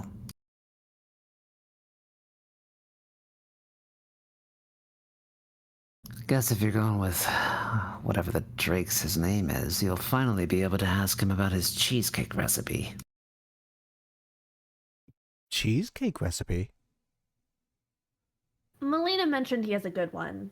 I thought maybe if you could show me how to make it. That sounds like a great idea. Also, bring it back to me. I fucking love cheesecake. Ask him. You can use my kitchen if you want to. I just demand a slice. Really? That would be amazing. I'll ask him. Maybe. Andu will be waiting for you. On a completely different note, Kalen, what happened to those undead snails you wanted to check in on?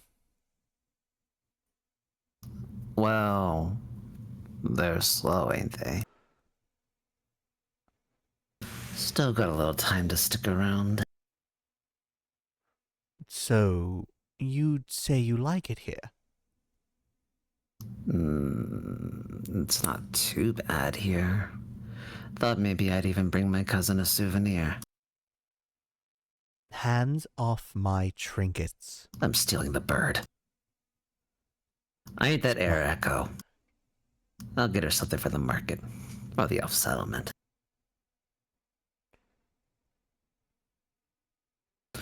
And maybe I'll bring you something back from her farm, Elfie. You mentioned you'd love to try planting some ghosteberries. Either way, I'll stop by sooner or later. Don't want to risk her turning into a werewolf and moving house.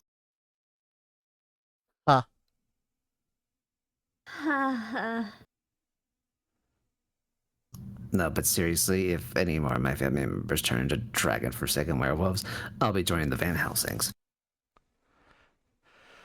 Still don't know if they kill werewolves. Don't care. They'll start after I join them. Do you think I could come with you? When you go, I mean. I could gather the ghosteberries myself, and I know a lot about snails. I learned from a really big, tall goat lady. She knows so much about snails. She makes pie out of them. What? You should. After all, you've got away with her family members. And the snails would love you, especially with that knowledge. Have to agree. You'd probably make it a chaotic mess, but... A fun, chaotic mess. Yeah. Seems like you guys did end up forming a party after all. Shut up. Okay. Yes, Mommy. I'm gonna bully you. Anyway, it's late. I think I should go back to the settlement and catch some rest. Carolyn, do you want to come with? We can stop by the werewolf settlement and say hi to Mr. Dragon. Or, bye. Ain't sure I got any tips for you in return, but I can listen to you worrying. Yeah, you're really good at that. That's what these big ears are for. Do you want to come too, Innkeeper? I'm afraid Andu doesn't do well in civilization. Or alone. Especially not alone.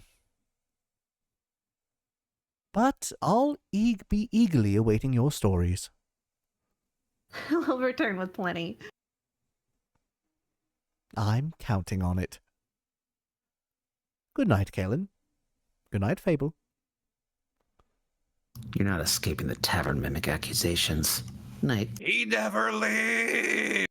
Tavern Mimic? Good night. It's fine. Oh, look, I have to close up shop. It's finally I'll explain the end on of the day. way. It's so... Don't worry about it. See, the thing is, he never did leaves it. that place. He never... Oh, that's right. He does never... We did the day. It took 2 hours of stream. It was worth it. Let's go. I told you, these days are pretty heckin' long. Thankfully, though, we get a little interlude. And I know we have enough time for this. So we're just going to go straight into it. I'm so fucking excited.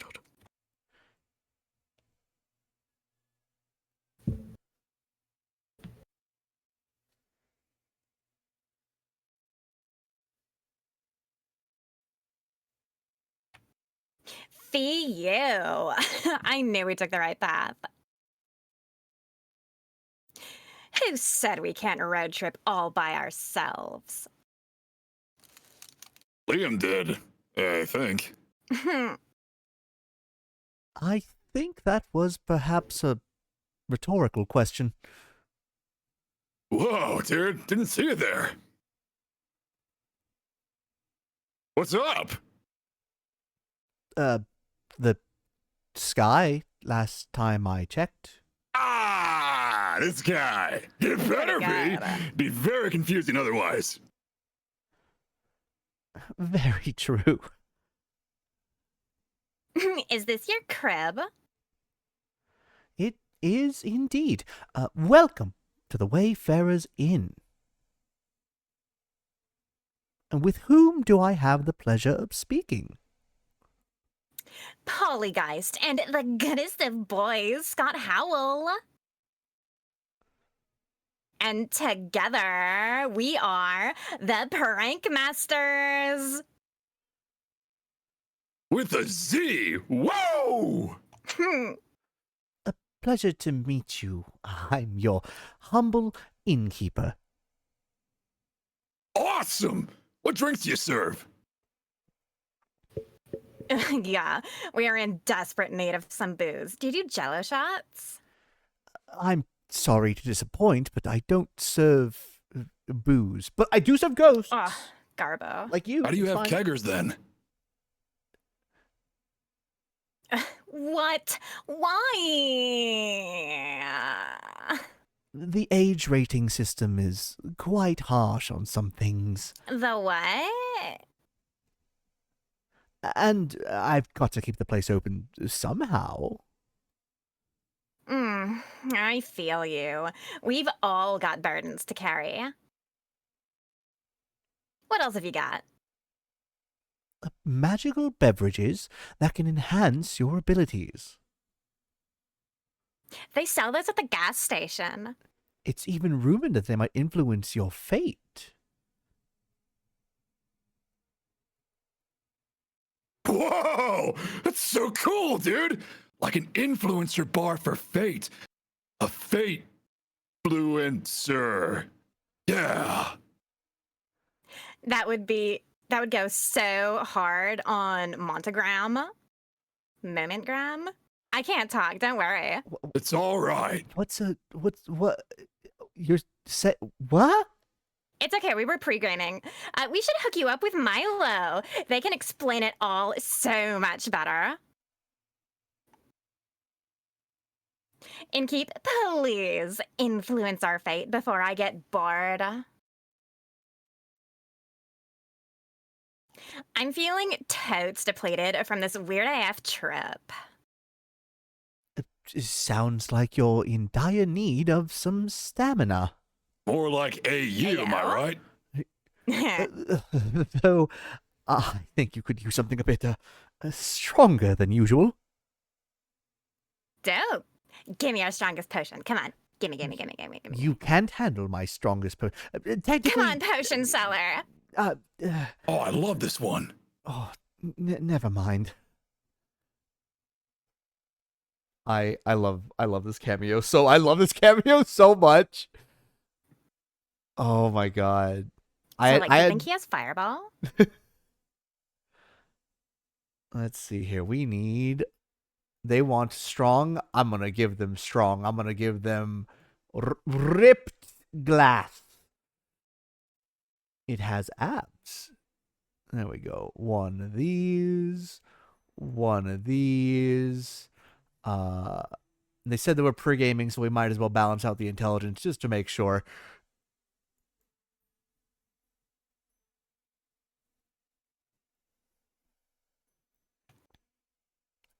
A funky drink for a funky gal. You're like assuming that. Anyway, let's see. Whoa, this is good. Very good. So good, I don't even miss the booze. Well, okay, maybe a little bit. I'll take that as a compliment. Try this, Scott. Whoa! That tickles. Just like pickle juice. Oh my It's god. like, what? So, Scott Howell, would you like a drink as well? Nah. But you could tell us where we are and what cool things we can check out around here. Well, you're in Zenith, in the Republic of Phesoa. Are you lost? Nope. At least not as long as we're having a blast. You do seem slightly out of this world, though. Oh my god, thank you. Maybe you're onto something, potion seller. I'm not... You know, we were road tripping. It's supposed to be like the trip of our lives. When something weird happened. We were about to take the next turn at a crossroads and then whoosh! A portal opened up. And I couldn't hit the brakes in time. Yeah, we drove straight through and ended up on a gravel road. Everything seemed different and dated. So dated. Like old St. Charles dated. Dated? Duh. Natch, I've seen and done plenty of weird stuff, but this is a different kind of weird. So, weird. No cars, only carriages and stuff. This is one of those Ren fairs? Cars? I'm sorry, we just barely got to JoJo Part 2. Yeah! What are... I mean... What? Those things that go vroom. You know, like beep beep? I'm a sheep? The ones that go like ka-chow. Yeah. I'm afraid I've got no clue what you're talking about. It's okay, you're pretty.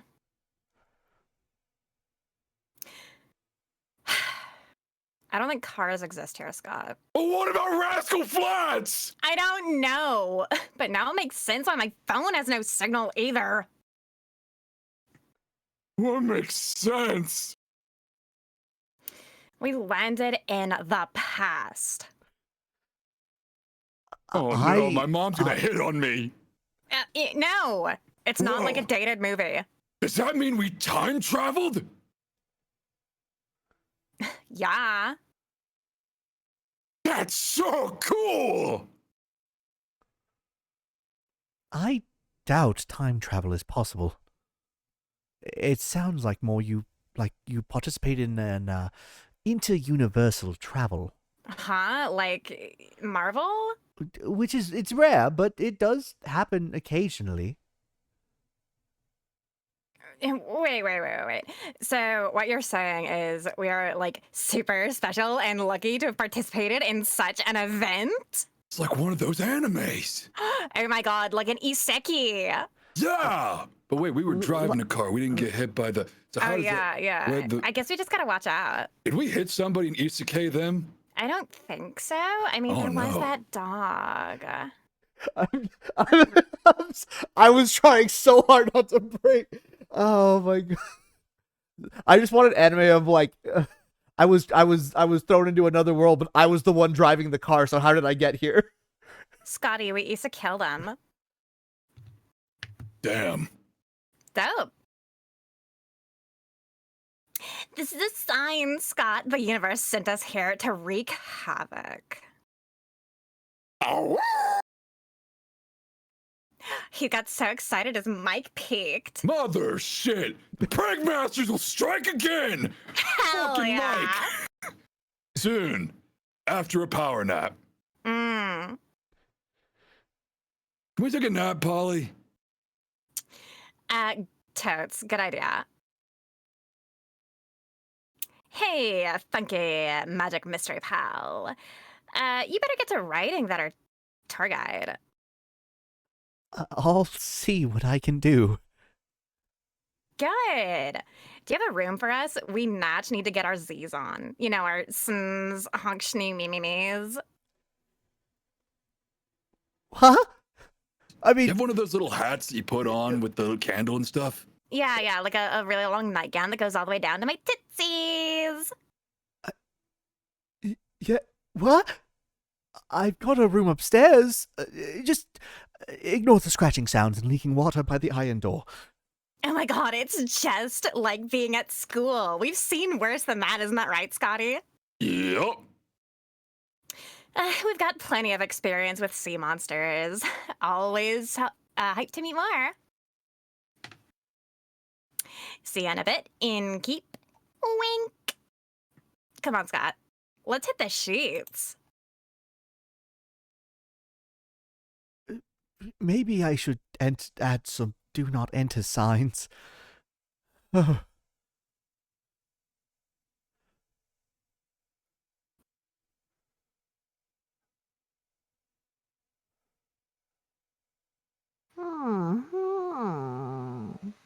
Hello. Glad to see you, Baya. Thank you for having me. Now, that. Is your friend's dispute still ailing you? Still so lonely. Lonely. I came to ask.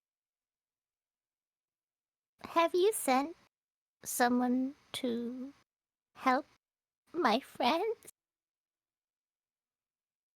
I did, actually. You did? Yes. I sent Fable and Aura to solve the dispute. Oh. Then let's hope they'll be friends again soon. So, we can have tea parties again. And I can stop being lonely. At least people are visiting my spa. That's good. Thank you for handing out my coupon.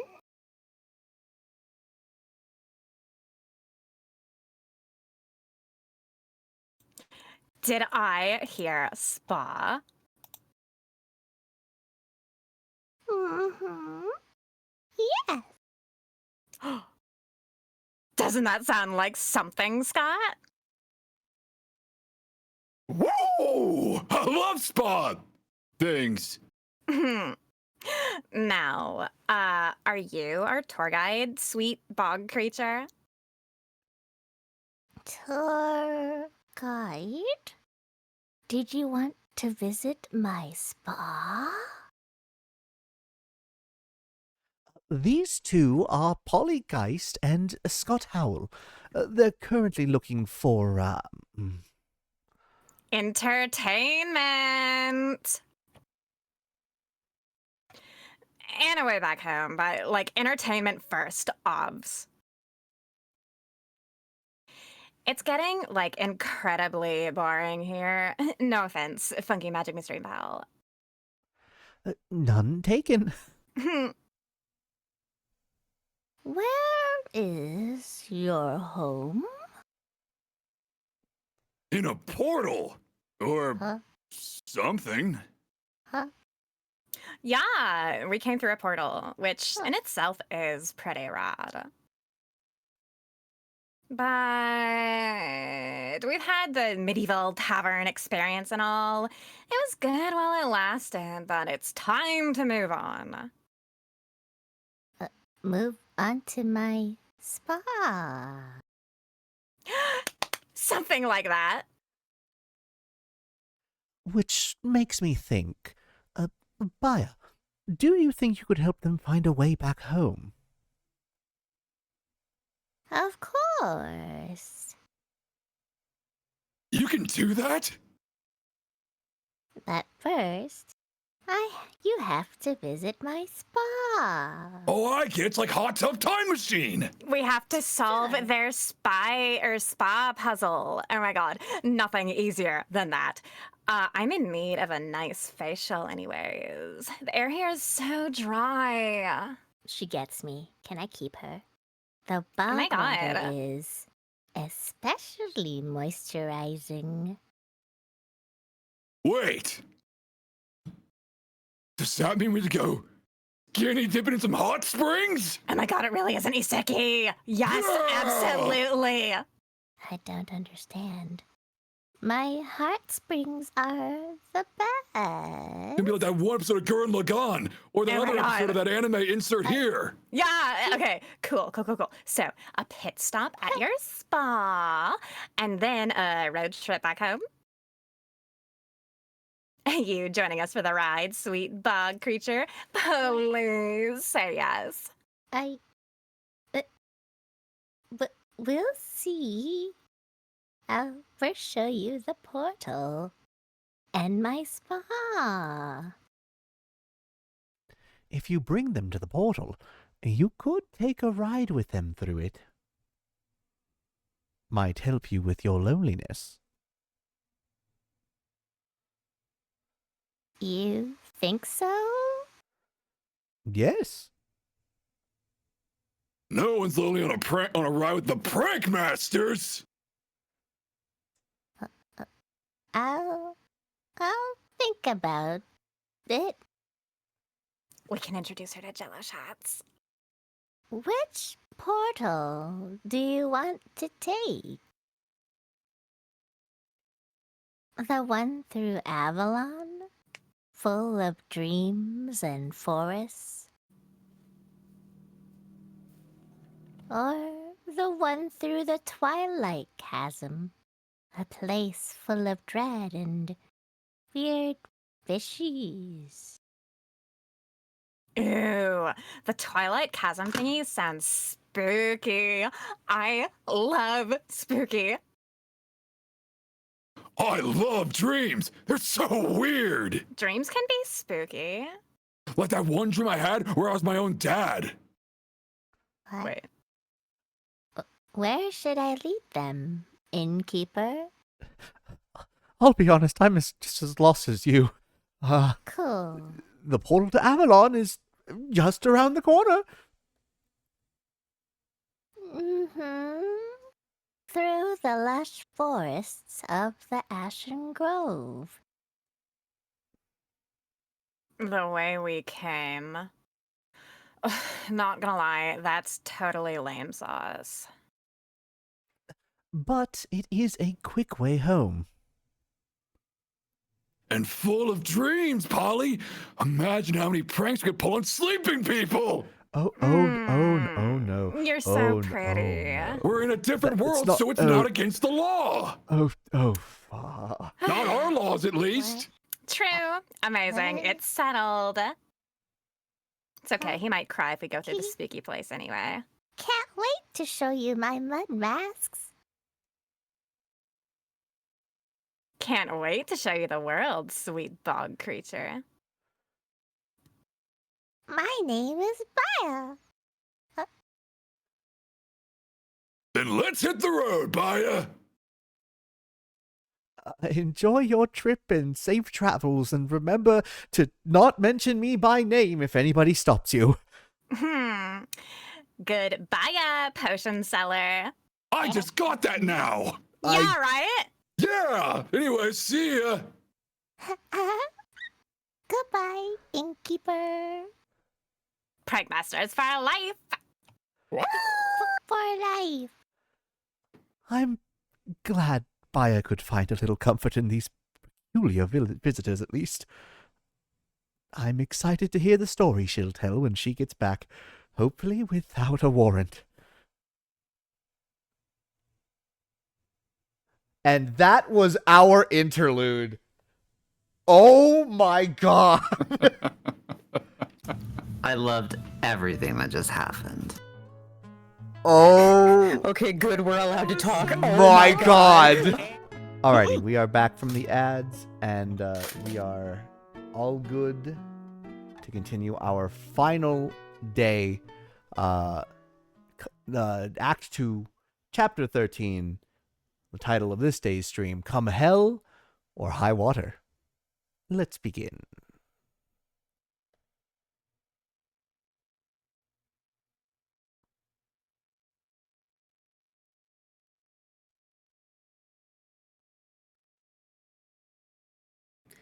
Good evening, Innkeeper. Good evening, Grace. Could I ask you for a drink? Anytime. What can I do you for? I'm pretty spent. Do you have something that will keep my mind awake for a little longer? I should have something that can do just that. One moment. I remember this one. Little silent owl. Draw that recipe. And add in a little extra bit of thunder sage. Purple ingredients. One more purple. One more here. And then 2 strength. There we go. And then even it out. All good.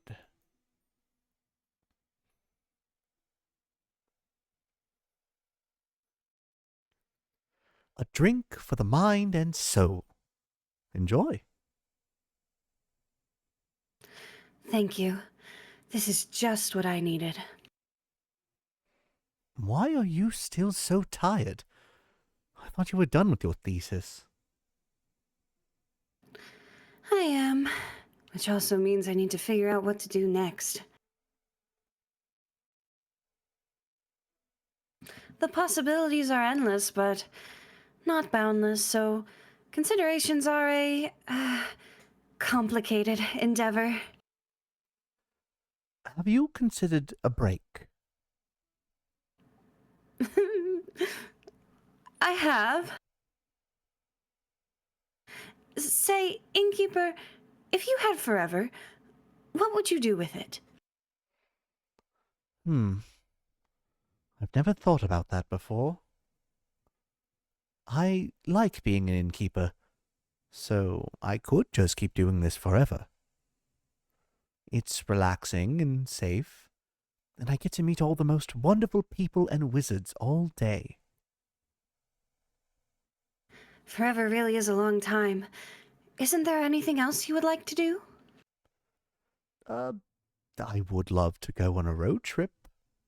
Preferably with, big fuzzy werewolf man. Funny, spooky ghost lady. Really? Where to? Anywhere, really. See the world, the forest, the seas. Something about an Iseki that was mentioned. I'm really interested in that. I don't think I've read about an Iseki in my studies, actually. I'd stop by each of the 5 interplanar portals and see what all the hype is about. Would you go through? I'm not sure. I was thinking more about having a picnic and a conversation nearby. Maybe a nap. I could rate them by which fruits grow around them. Now you're making me curious. Will you send me your studies? You'll be the first to know. What would you do with immortality? I would learn everything there is to learn. Every language, instrument, skill, and facet of mortal existence. I would travel the plains with my brother and learn even more. Have an infinite amount of tea parties. I'd come to those. When we were little, Hex would always make all the stuffed animals dance around our little tea table. We didn't have money for music boxes, so he just made up songs for them to dance to. He sang them to me. If I had the time, I would love to write down all those songs and invent dances for them. You should make time for that. It's your time, after all. And besides, while you don't have forever, you do have quite a lot.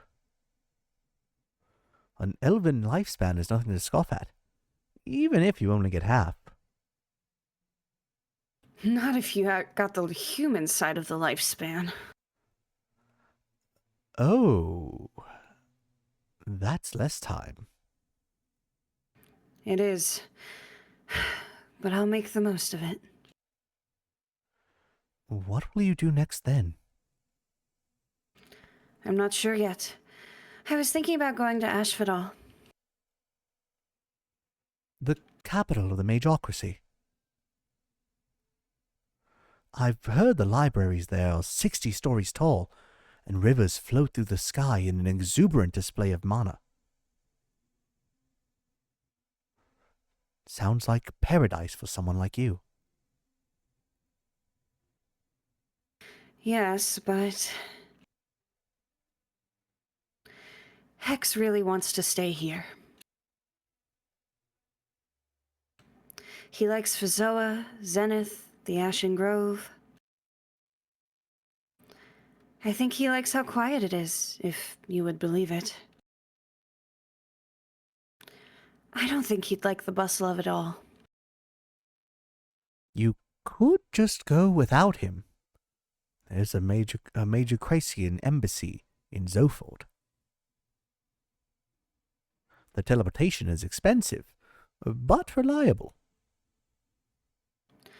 I don't think he wants to go back to Zoford either, and I won't make him. He could teleport himself then. He really shouldn't. It's quite a long distance, and he's always been awful at teleportation. He could take a ship.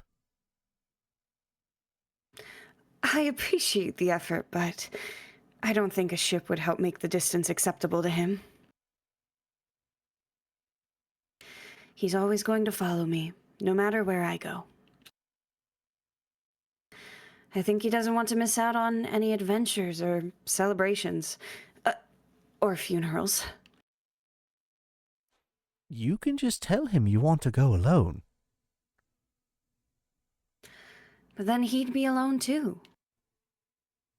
Just talk to him, Grace. I don't want to spend our time together fighting. I just don't want him to spend it mourning me either. You should tell him that. He'll have enough time to mourn you when you're gone. Unlike life, that never ends. I suppose you're right. I'd like to leave something he can remember me by. Maybe I'll build my own wizard tower. Please do. I love those. Did you hear about the one on Morlia, near Dalwell? The one with the infamous Major Kraken fugitive. The very same. It seems that its wizard has disappeared without a trace, leaving his tower vacant. I've always wanted to stop by for tea, but I don't want to be rude and intrusive, so I haven't. I wonder what he's left behind. I'm sure it's a collection of fascinations and impossibilities. Couldn't you just teleport in? To check? You can't exactly teleport in and out of, well-protected places all willy-nilly. You might end up trapped or on a whole nother plane. You might. Maybe that's what happened to the wizard? Maybe. No one seems to know what happened to him, or who he even was. And no one seems interested in finding out either. Isn't that sad? A little. I don't want to disappear like that. You won't. I'll tell your story for as long as I'm around. How long is that? For as long as this world will bear me. You are very easy to bear. Thank you, Grace. Would you like to stay a little while? Please. I find your inn truly inspiring. I'll be here if you need a rubber duck. I'm counting on it.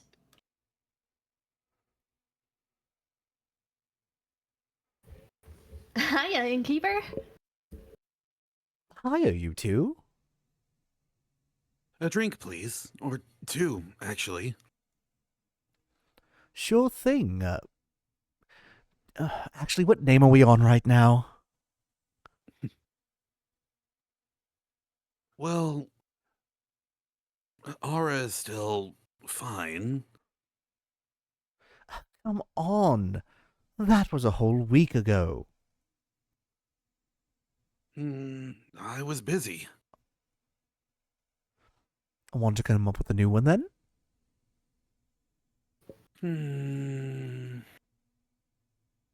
I come up with one? Sure. How about Kumo?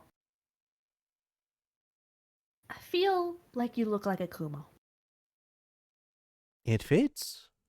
After all, he is just as soft as a cloud. That's what I was thinking. I'm nothing like a cloud. You and him brewed together. Sounds like something a cloud would say. Having a bit of strife, even. I'm going to stab you. Our drinks, can we get them now? Of course. What would you like? Something sweet.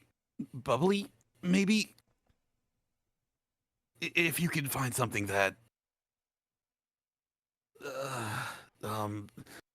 you know... Sure.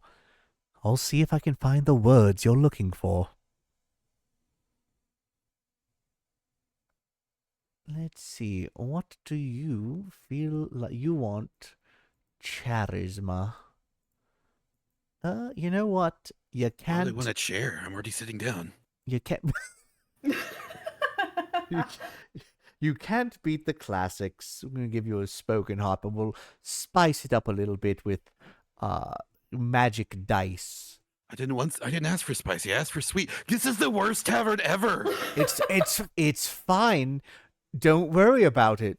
You know what? You're just getting all charisma. There you go. It's literally a legal drink. You put in a bunch of yellow, and then you put in a bunch of yellow, and you just get the spoken heart. You're welcome. You have a very impressive knowledge of color theory. And you get orange. Liquid charisma for those in need. This isn't yellow at all. This is orange now. Magic. Well, maybe you should try it then. Do you want to send it back? No, it's good. Glad to hear that. Fable, what can I get you? Maybe something that will make me feel like I could lift 1,000 clouds? Hey, yo, this is different! This is different than my notes! Let's go! Like, I've got the strength of a dragon, or something like that. Carolyn always says it's pretty tasty. New drinks, new dialogue. Let's go. I see. A Carolyn special, then. Wait a second. She wants to lift clouds. They want to lift clouds. And You're I a just got cloud. named after a cloud. What does this mean? You see, Am I making it's something look. up? It was all planned. We're gonna give. Are clouds even that heavy? We're gonna give the look anything. Look, okay. Look what. A 1,000 kilograms of steel, 1,000 kilograms of feathers. 1,000 kilograms of steel, but it's steel. But steel's heavier than feathers. It's okay. I can hold both of your hands. I don't get it. I don't I get don't it. get it. Sorry. Do you know how much 1,000 kilograms is? It's 1,000 grams. It's 1,000 kilograms of steel versus 1,000 kilograms of feather. Steel's heavier than feathers. Steel's 85 kilograms. Oh, There see? you go. Oh. Big strong.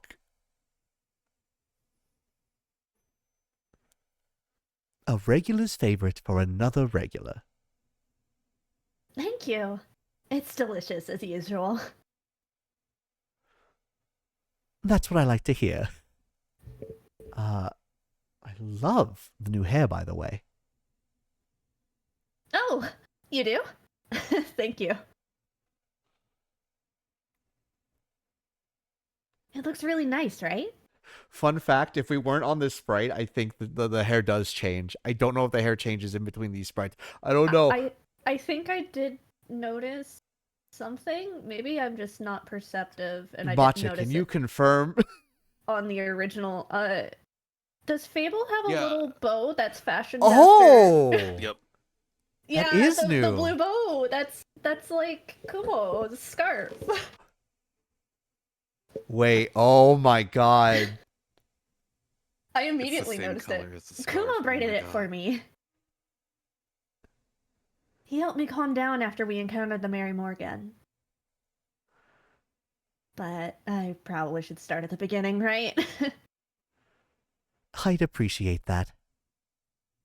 Alright. So, what happened at the beginning?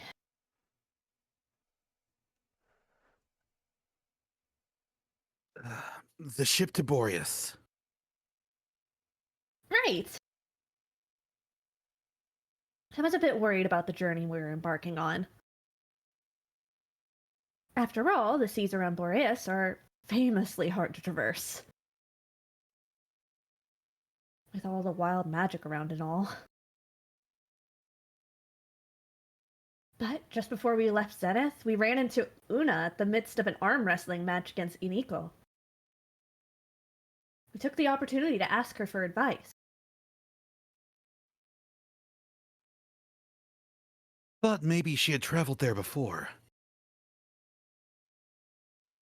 You could have also asked me. She was closer. Right. Did she have any good advice? She did! With her help, we were able to avoid all of the dangerous maelstroms, sea stacks, and iceberg elementals. That must have made for a very relaxing journey. It did. It was very inspiring, too. We were able to see the dancing, colorful auroras in the night sky as we drew closer. They were starless, but still breathtakingly gorgeous. I even started on a new song. It wasn't ready to be shared yet, though.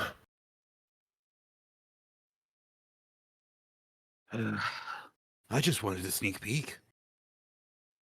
Well, you should have snuck better. A new song? Can I hear it?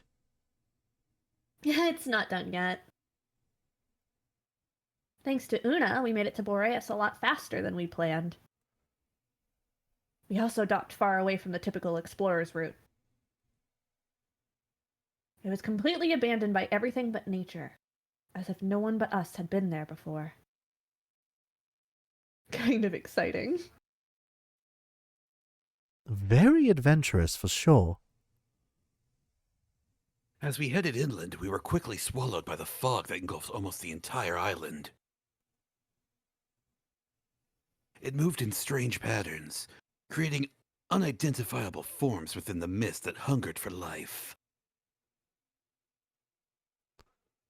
The thickets rustled as we walked by, whether moved by wind or by creatures, we couldn't tell. The trees were shaped strangely, with shimmering portals forming in their empty husks. Our own quiet breaths were often interrupted by shrill shrieking sounds that seemed to come from right above us. It was almost idyllic. Or scary. It was mostly scary. I wouldn't have minded strolling around until we ran into something roaming the island, but it was a little cold, so... So? I found a local to ask for directions. While wandering around, we came across a clearing surrounded by tall trees. Or rather, one tree. All of them were connected, intertwined with one another. Through one of their twisted connections, a waterfall with no discernible origin was flowing into a small pond. Booba jump scare. Sorry, I was taking a quick note. And in its midst, rested A nymph. A real nymph. Doing taxes. She was weaving flower crowns for the fish. She was beautiful. Long black hair and skin that glistened in the sunlight, being reflected off the waterfall. Her eyes were like sparkling gemstones, and her smile was full of kindness. She was all right, but also the only person around. So, Fable asked her for directions. No. Fable asked her about everything but directions. I asked her for directions. She was very helpful. She even gave us a gift. A gift? That's sweet.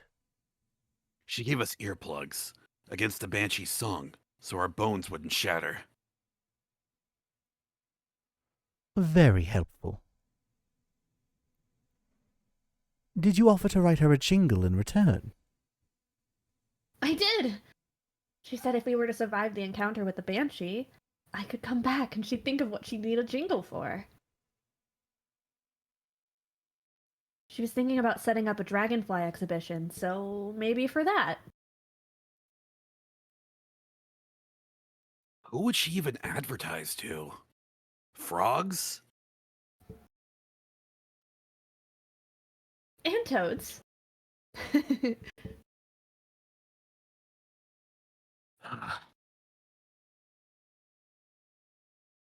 The Banshee was our first priority.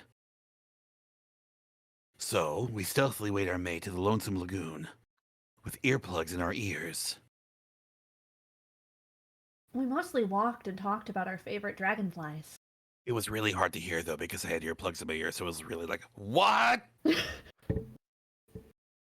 As we finally approached the Lonesome Lagoon, the thick mist enveloped us.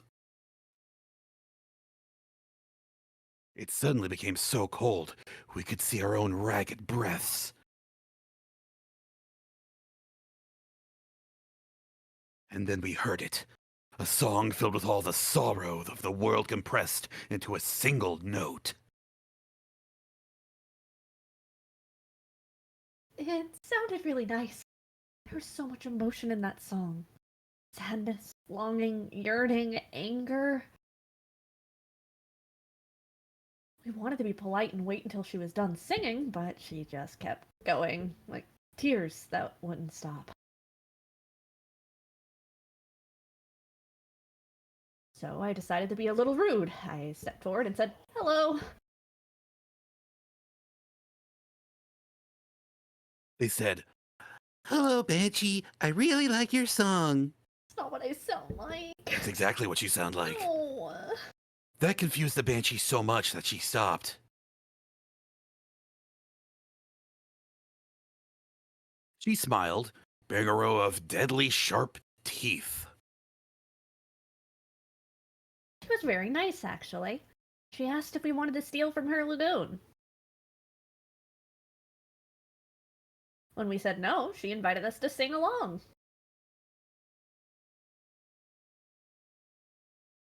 Did you? Yeah, I totally was like, can't do you remember me? Step into my mystery. Of course! Kuma over here sang the loudest, though.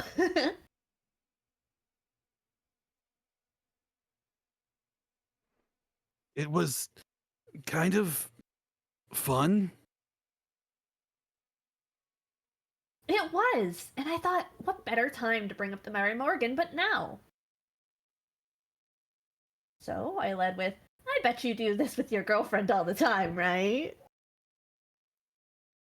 She suddenly looked at me with hatred and anger and then just started screaming. I was very thankful for the earplugs at that moment. I think without them, my bones might have melted. That was our cue to leave. So I pulled Fable back into the thicket of the Borean forest.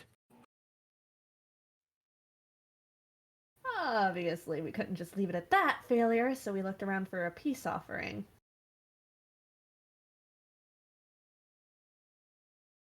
We found some spiky pink fruits with a pattern of a little ghost tortoises on them.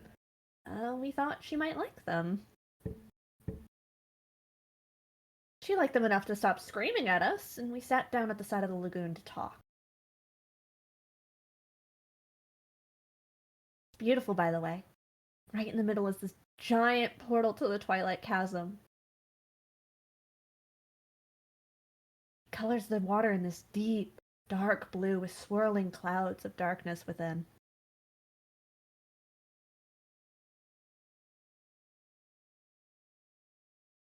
There were bones floating in the lagoon, too.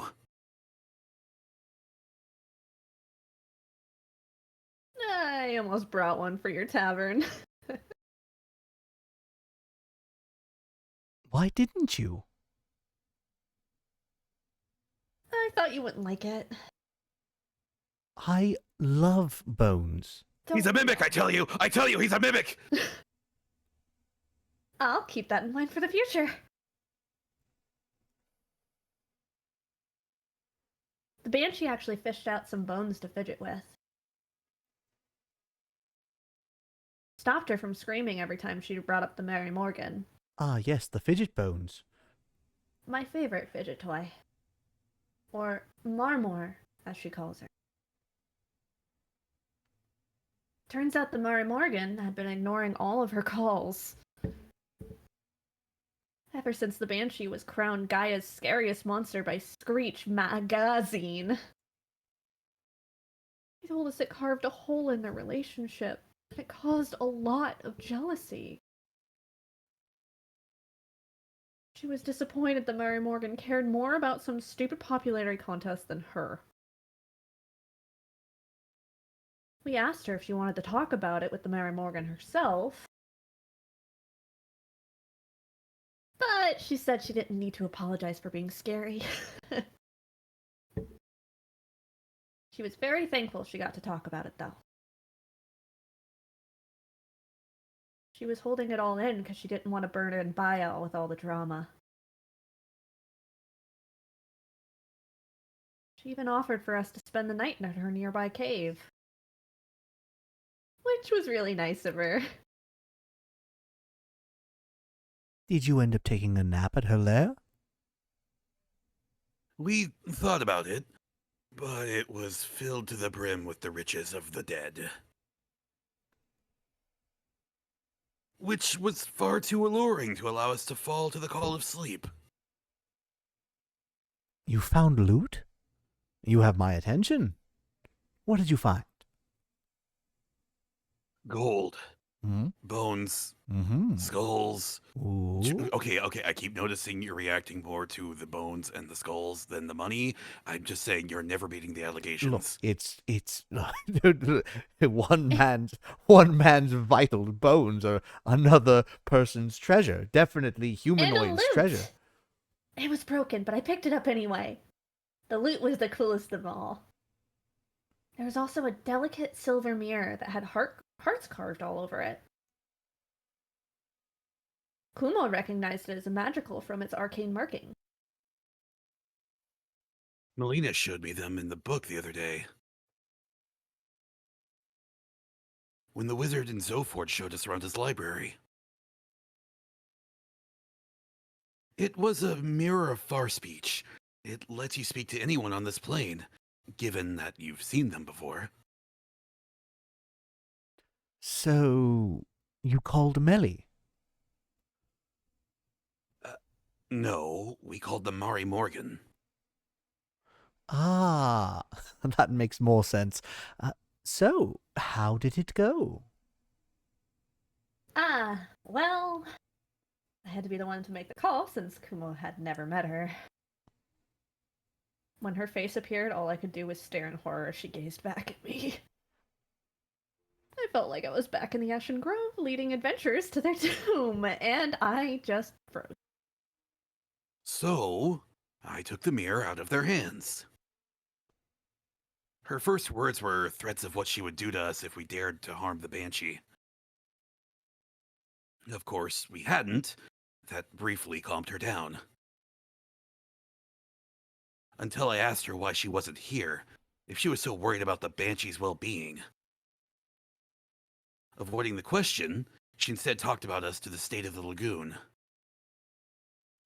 She complained that it must be incredibly loud with all the tourists and whatnot. I assured her there were no tourists, at least none that were alive. So, she asked what I was doing in the lair then. Honestly, I replied that the Banshee had offered us a place to stay in her cave. I quickly realized that I had picked the wrong thing to say. Her eyes started bleeding black ichor, and she began cursing us out in tongues. Some of the words I do not want to repeat. The mirror cracked under her gaze and started bleeding black water. It was terrifying. And then we were just supposed to sleep there, as if she couldn't crawl out of the mirror at any second. After that happened, I thought that we shouldn't discuss our further plans in that cave.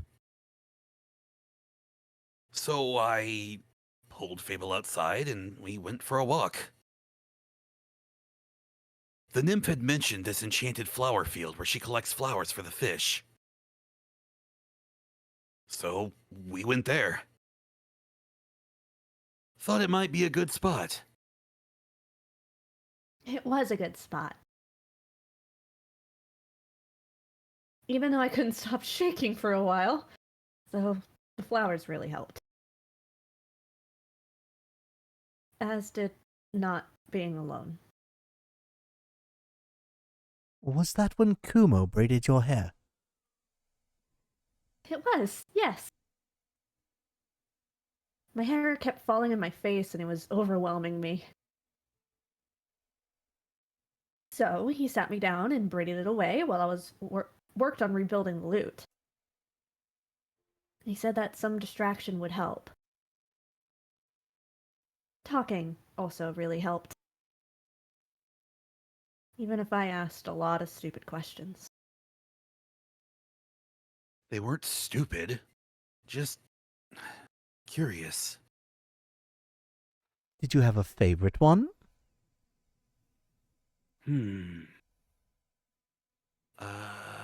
Oh, they asked where I learned to braid hair. That actually brought us further on our quest.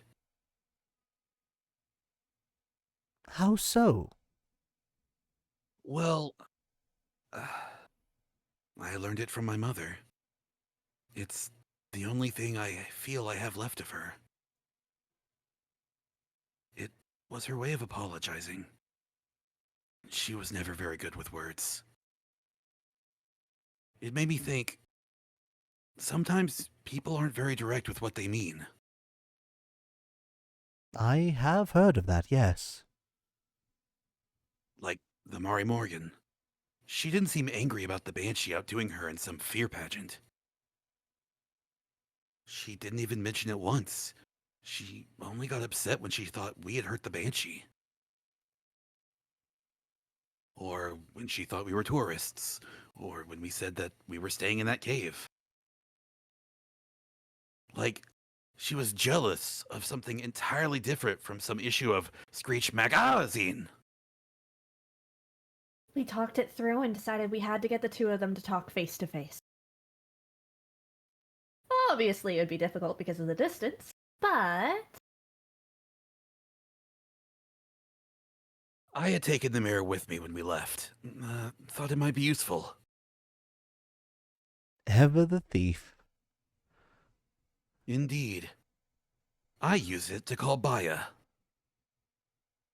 I asked her to tell me the Mari Morgan to come to Boreas. Fable mentioned she can teleport via plants, however that works. She can. You should try it out. It's nauseating. That is not how you want to I show something think off. we'll pass. Well, I went to talk to the Banshee. Kumo picked up the Mari Morgan. She and I really connected on eyeliner techniques. When we arrived at the lagoon, they were immediately ready to claw at each other's throats. And not in a fun way. More of the, I'm going to kill you way. But somehow we managed to convince them to sit down. Tried to get them to talk about their feelings, but they just kept talking past and over and away from each other. Arguing about an issue that didn't exist. So I had this crazy idea.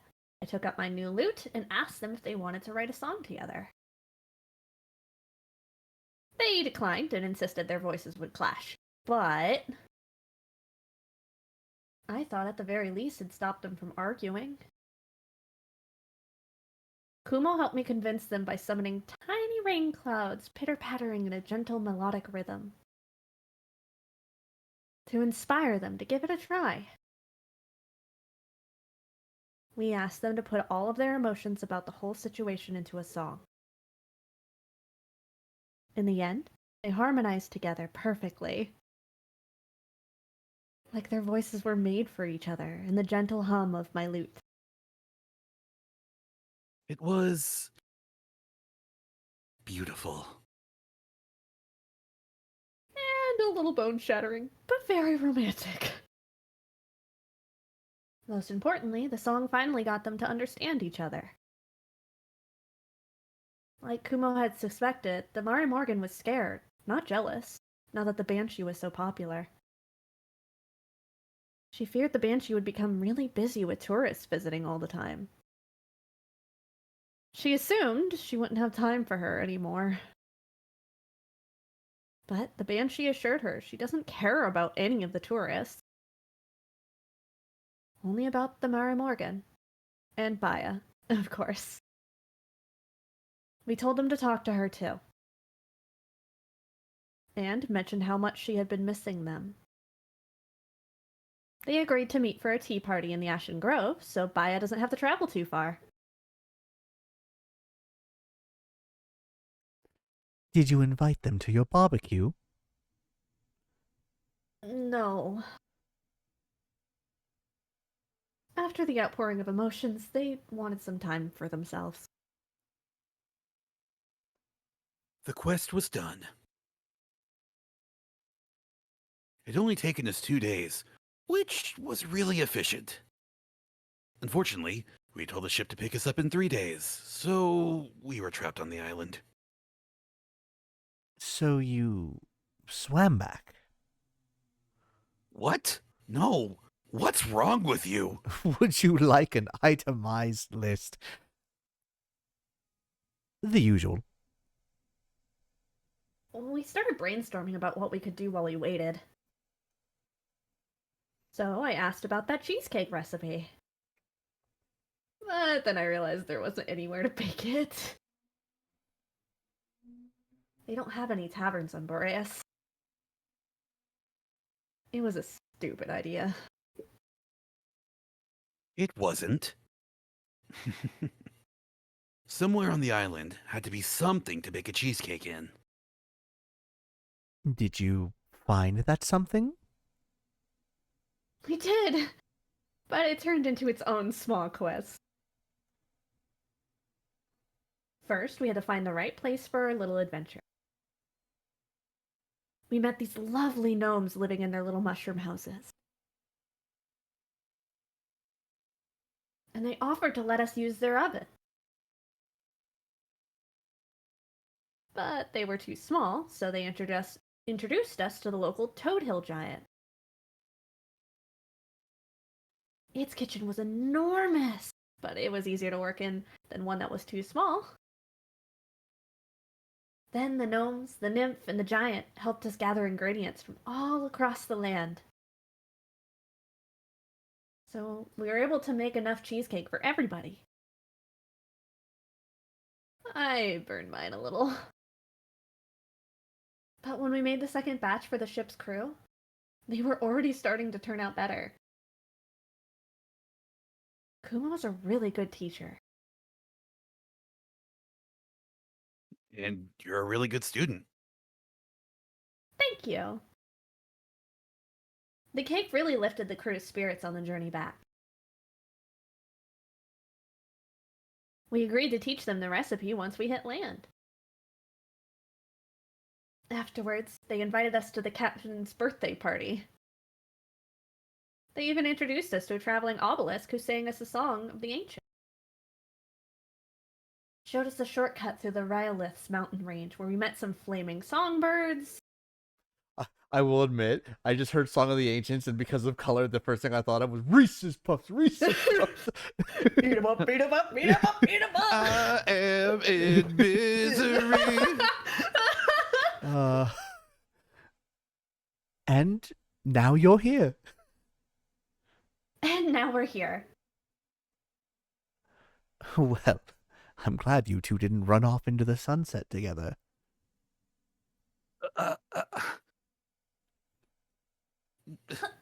I would never not tell you about my adventures. That's not what I meant. It just seems to me like you really enjoyed your time together. I thought that maybe you wanted some more.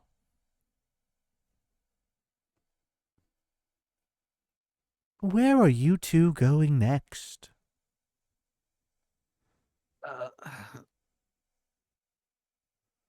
I should probably talk to Melina. You know, Cats. She was pretty mad when I left. I guess I should apologize while I still can. Good idea. Do you want me to come with you? No, I think I need to do this alone. Or rather, with her. And I have to check on Rufus too. Maybe Hex taught her some fun magic tricks in the meantime. Oh god, not the fireball! You left her with Hex? Did someone say fireball? No, no, no, Oh my god! And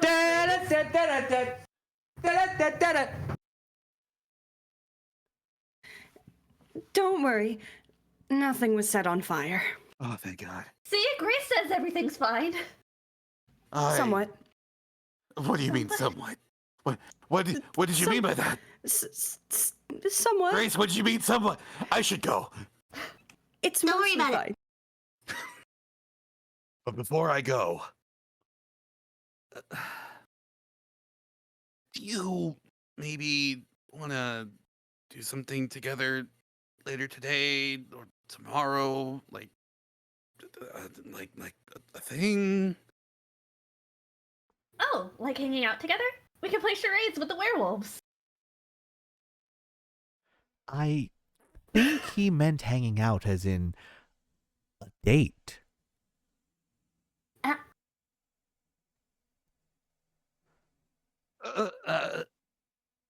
Mm.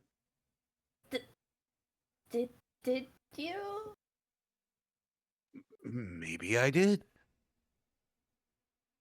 Oh.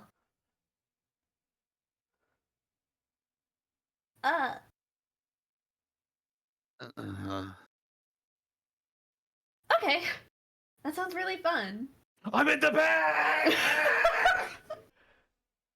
I mean, cool. I'll pick you up or see you around or whatever. I'll see you. I'm looking forward to it. Me too. He just dashes out. I'm in the fucking dinner! Innkeeper, what the fuck? He asked me on a date. He did. That's... Oh, what do I do now? You think Archie has books on dating? Or should I ask the Hydra for advice? Probably knows about dating, right? Archie's still on his quest. Also, I'm right here. Listen, I don't trust you. You kind of put this shit in motion. Oh, right, Look, you're right. all right, I've been on dates before. You're really not beating the mimic allegations, my guy. Innkeeper, matchmaker, they're synonymous. Yeah, see? Grace, don't support his nonsense. I'm just here for a good time. You're right. What should I do? What Just- about my wolf girlfriend? Just go. See where it takes you. You can make it a menage a trois. Polyamory is always an option. Oh, you're right. Or where he takes you. Hopefully somewhere nice and not like this is where I watched my parents die, Parappa. I do feel safe with him. So maybe I could try trusting this more. Mostly, I think you should just be honest with him. He seems to like you for who you are, so there's no need to hide.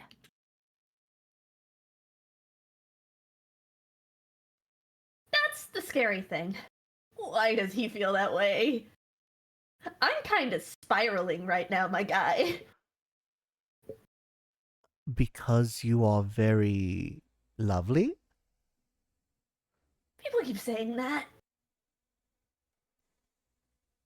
Sometimes I just feel a lot lovelier in hiding, you know? To me, it's sounded like it's a bit too late for that. Sorry for listening in, but you two were just very sweet. It's okay. I also thought it was very sweet. He was very sweet. But now that he's gone, I have time to think again. And thinking is the problem. I'm not sure if it was supposed to be that type of sweet. Maybe he was just being nice. He asked you on a date because he was just being nice?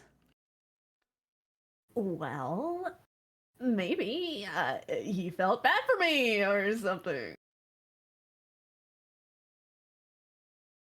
Innkeeper dear, I think Fable might be in need of another drink.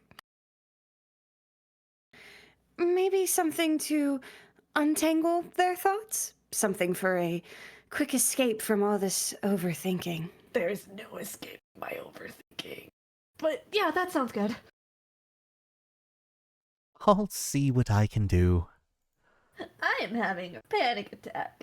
It's okay. No, this it's one, not. This one didn't change. This one is still a Swift Strike because right now Fable needs her Red Bull.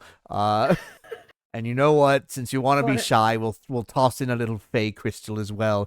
Funny so you say that, because I've been sipping on Red Bull this whole time. I told you, I have you typecast. I know, right? It needs a little kick. There we are. You know what? You're right. We'll make it even faster. 2 shots of vodka. What do you mean she immediately started drinking after I asked her out? That's not the reaction I want. That's rough, buddy. Does this help? Very much so. Thank you. feel like now I can uncurl the yarn ball that is my brain. What do you think I should do? What do you want to do? I want to go on our date, and I want to get to know him better. Maybe even get him to know me better, too. Do you think... Excuse the fuck out of you? I don't think. I'm sorry. Yeah, that's proven. Do you think he would like that? Honey, I don't think at all. I think so. It seems like you don't need our answers. You have yours already. Sometimes I just feel like I need permission to listen to my heart. Did you know you can give that permission to yourself? I forget that every time. I know you're right. I think I know what to do now, somewhat. But I'll figure the rest out. Thank you for listening to me. I think sometimes that's all I really need when I'm scared. There's nothing wrong with being scared, as long as you don't run from the things that make you happy. You're right. You're always right. It took me a while to realize that. Running is just so easy, you know? Oh, I know. You always know where to go. Away. But staying, you have to actually look at yourself, figure out what your part is in everything. That can be a lot. But when I was on the journey back from Boreas,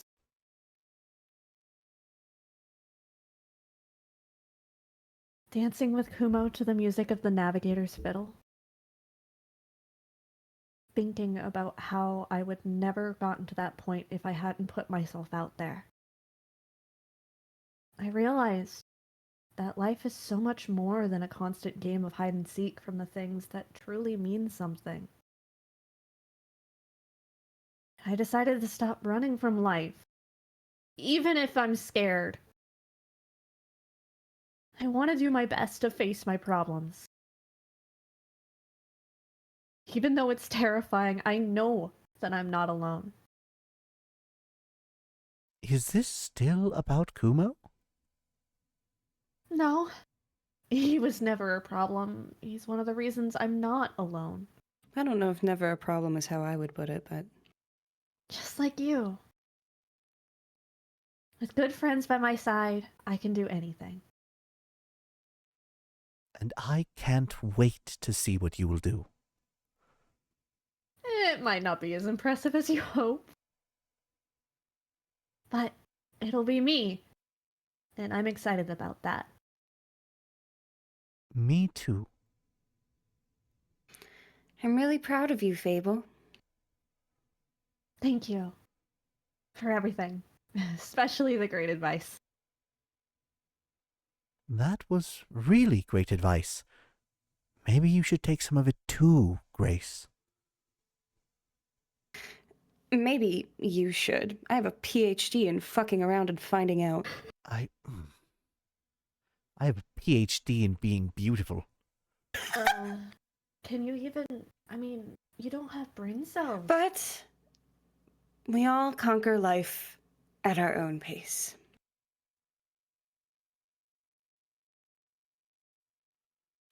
My personal next Goliath is going to be reapplying my lip gloss. And maybe some blush. I do feel a little pale. Can I borrow a mirror for a bit, Innkeeper? Of course. There are some free rooms and mirrors upstairs, right next to the acorn chimes. Just ignore the doors with the do not enter signs. You shouldn't have said that. Now I want to go check. I'm damned if I do and damned if I don't. I'm going to go check. Please don't. I won't. I'm polite. Or am I? You really are like your brother.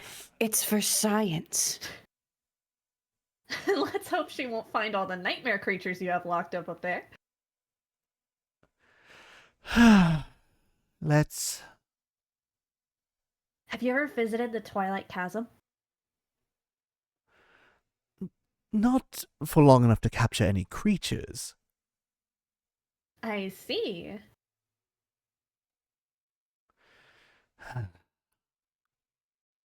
Hmm.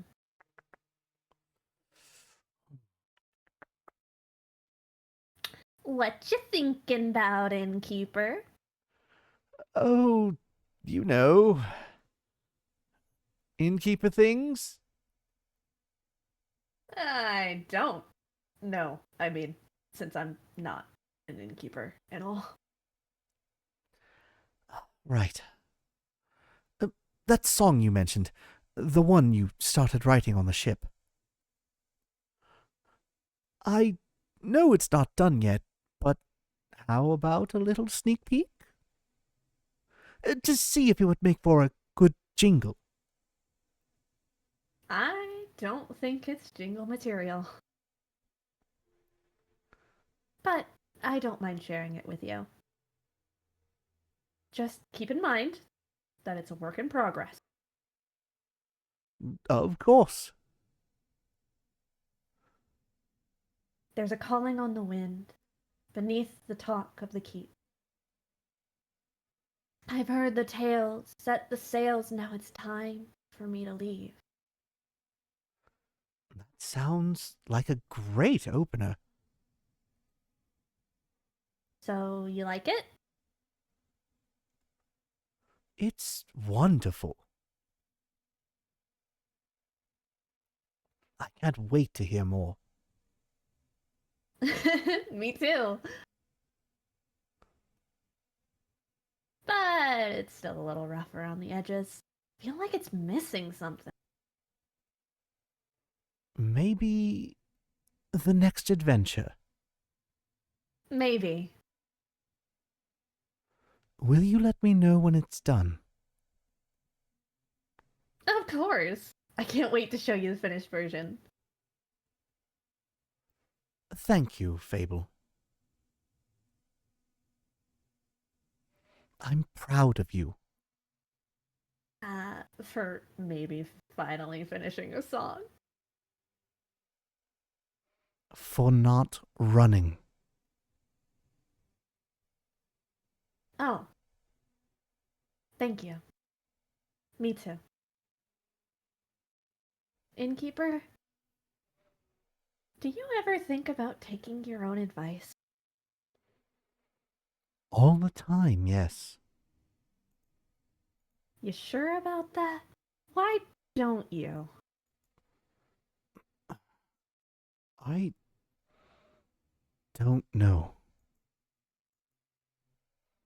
It's hard, I know, but I promise I believe in you as much as you believe in me. And I know we'll both be okay. Even if you are a mimic. I would like that. Me too. Well, I talked a lot today. I'll give you some space.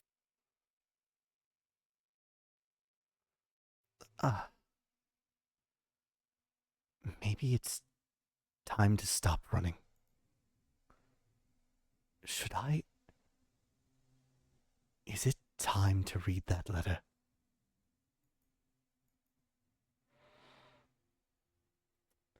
Crash, are you still here? Is Crash not here? Yeah. Sorry, I'm here. Cool. What's up? Guess what? You get to What? do your third voice a little bit early. Oh, do I? Okay. Oh. That was easy. I guess I've been wanting to for a while. Let's, hope for no regrets. Okay. Sorry. Let me go ahead and get my reading glasses on, which I don't have. My dearest friend, long has it been since we've talked last. Long has it been since everything has been seared away by the cold flames of death. I wish I could still remember our last conversation, but it's a waning memory. I can only imagine how you enjoyed running away, wishing to forget whatever was between us. Maybe you did, for a brief moment, for these 30 years. If you did, I'm writing this letter to kindly remind you of the good old times. To celebrate our reunion, I invite you to the spectacle of the century, the last day of the astral moon, welcoming the first light of the dying moon, where the realm of Tavat is just a grasp away. Are there any spirits you'd like to remember? Are you afraid of what they might tell you? Worry not. I'll be right there. Watch the sky closely on the 35th of Cassiopeia. See you soon. An old friend. Oh my fucking god. Did you get that? Yeah, we got it. Holy Okay. Okay, good. Good. This man voiced Iniko and Scott. Oh my fucking god.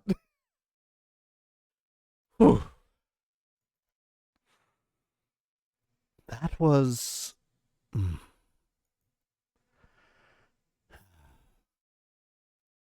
I guess you've always been a fan of symbolism. But you didn't even leave an address. Very irresponsible.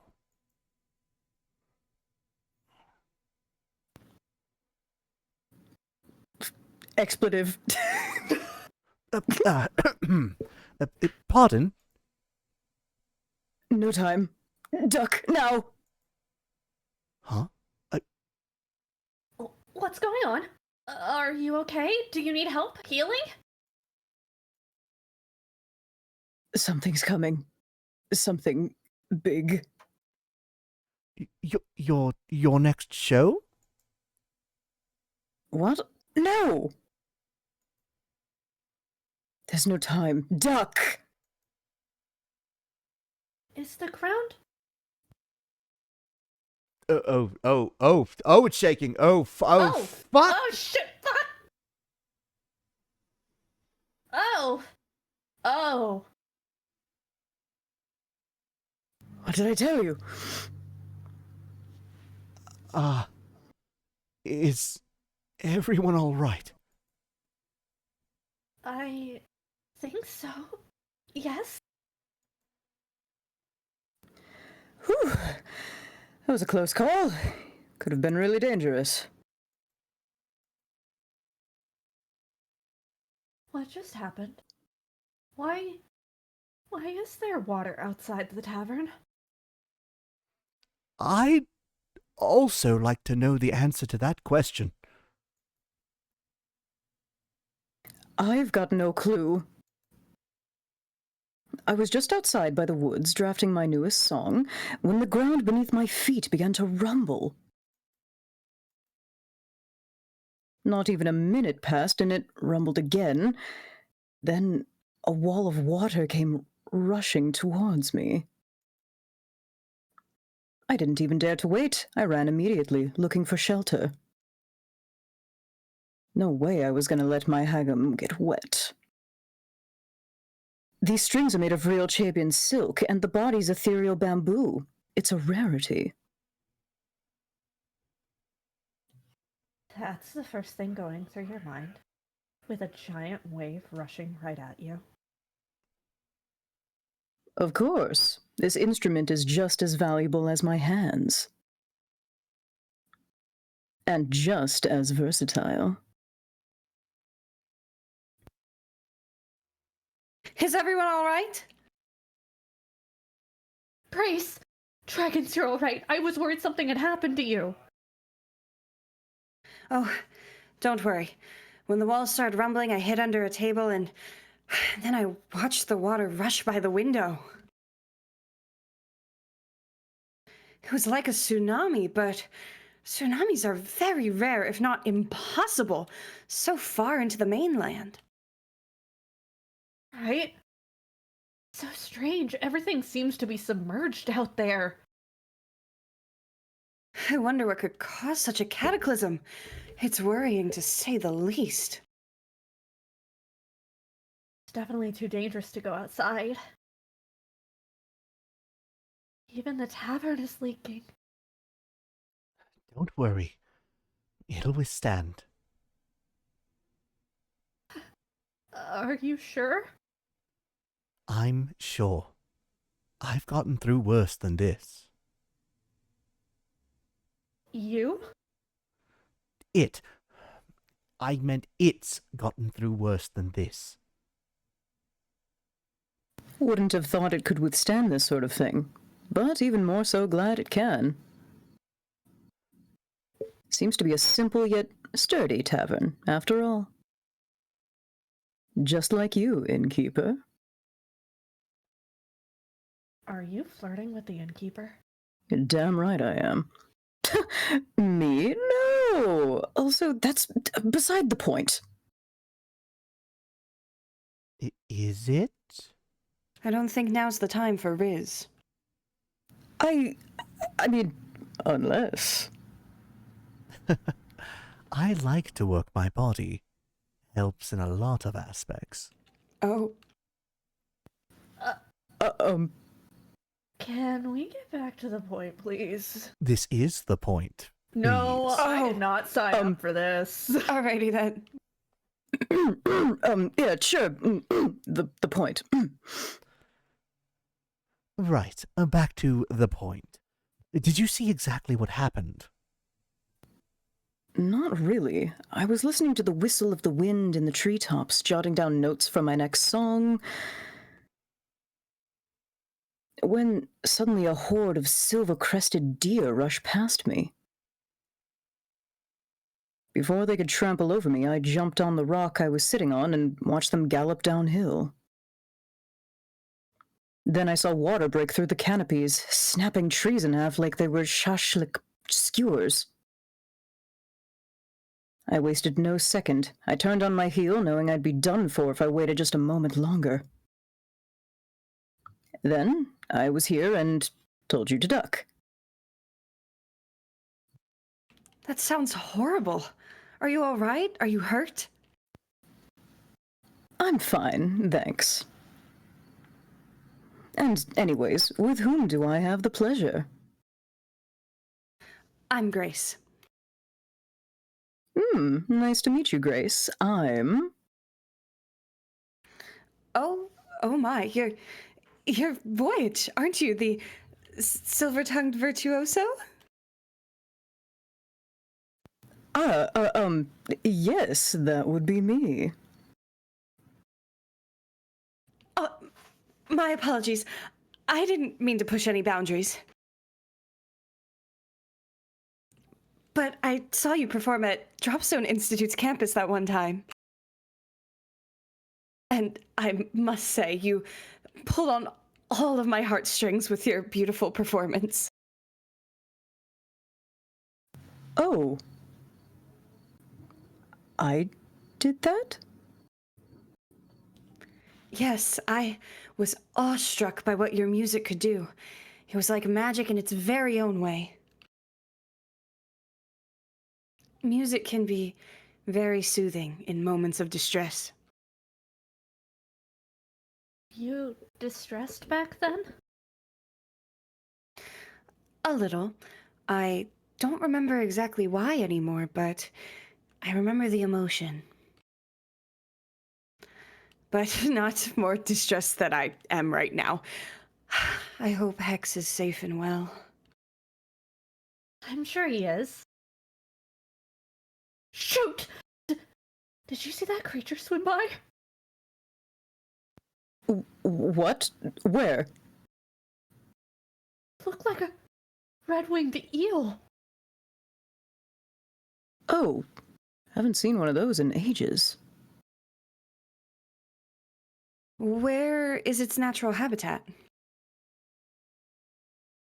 Actually, the Twilight Chasm. What? Why is it here? Something isn't right. I'm afraid you might be correct. I am also afraid. Very much so. I don't think it's safe to go outside. Of course not. You should all stay for the night. Would that be possible? Of course. The tavern will withstand this, and a bit of company wouldn't hurt. Oh, I agree. Thank you, Innkeeper. Rip my dates. Happens to the best of us. Say, you with the lute. What's your name? Fable. My name is Fable. Huh. Do you play? The lute, I mean. Sometimes. I'm still practicing and not all that good with it yet. How about we play together? A song or two to lift our spirits and wait out the catastrophe going on outside. It's very untuned. It goes out of tune very quickly, but I guess that's a lute thing. I gotcha. Show it to me. I'll help you, and then we'll jam until a new dawn rises.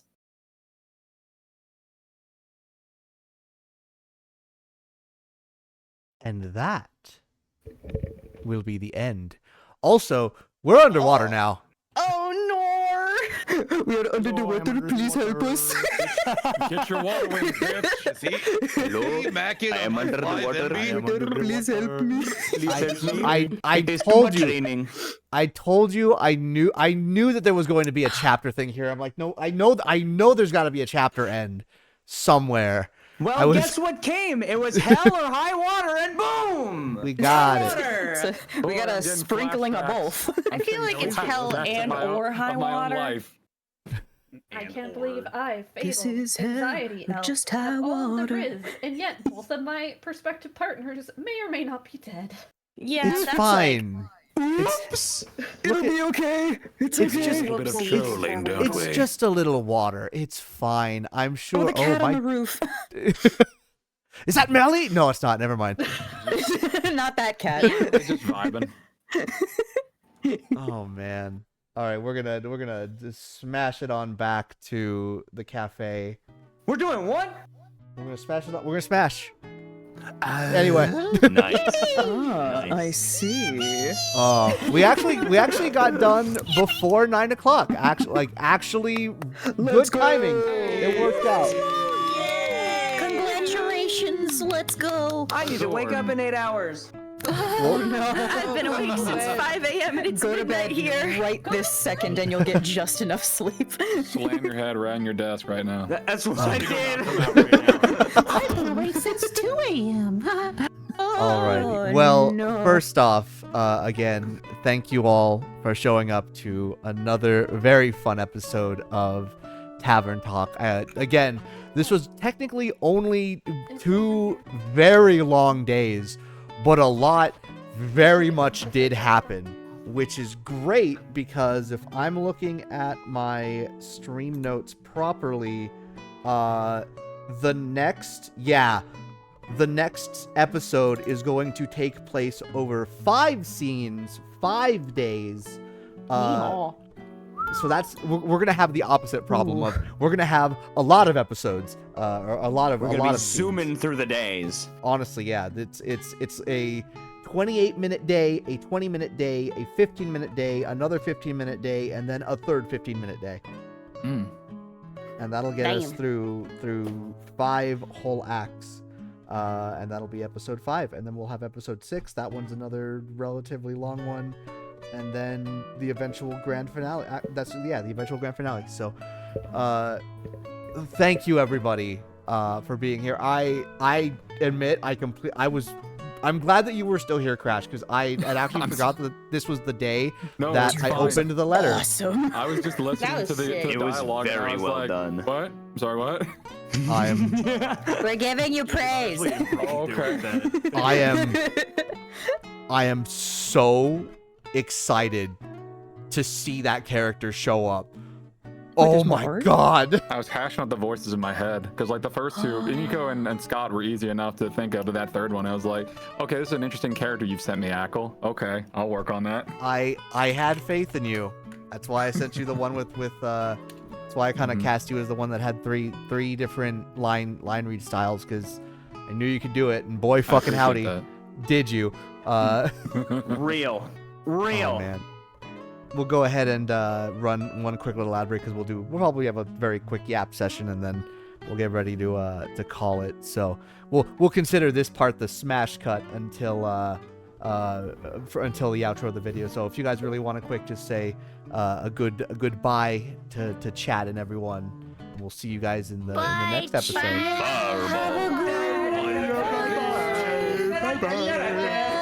Hello, and thank you all so much for watching episode 4 of our AKLyte Livedub of Tavern Talk.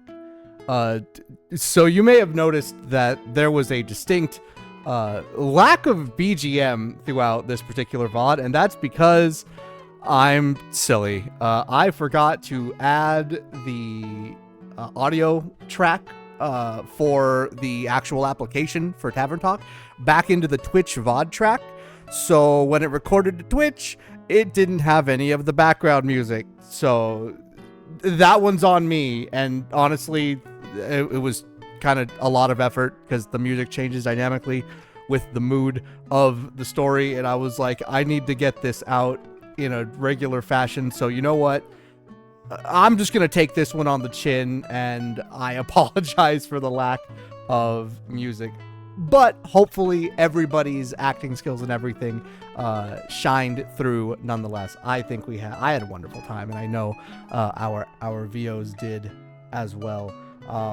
But yeah, thankfully, if we continue on this pattern, I should be able to have each of these VODs up a couple of days before the next episode of Tavern Talk. So this one just streamed this past Saturday, and our next episode 5, is going to be this Saturday at 5 p.m. Pacific. This Saturday as in this Saturday of the uploading of this video, of course.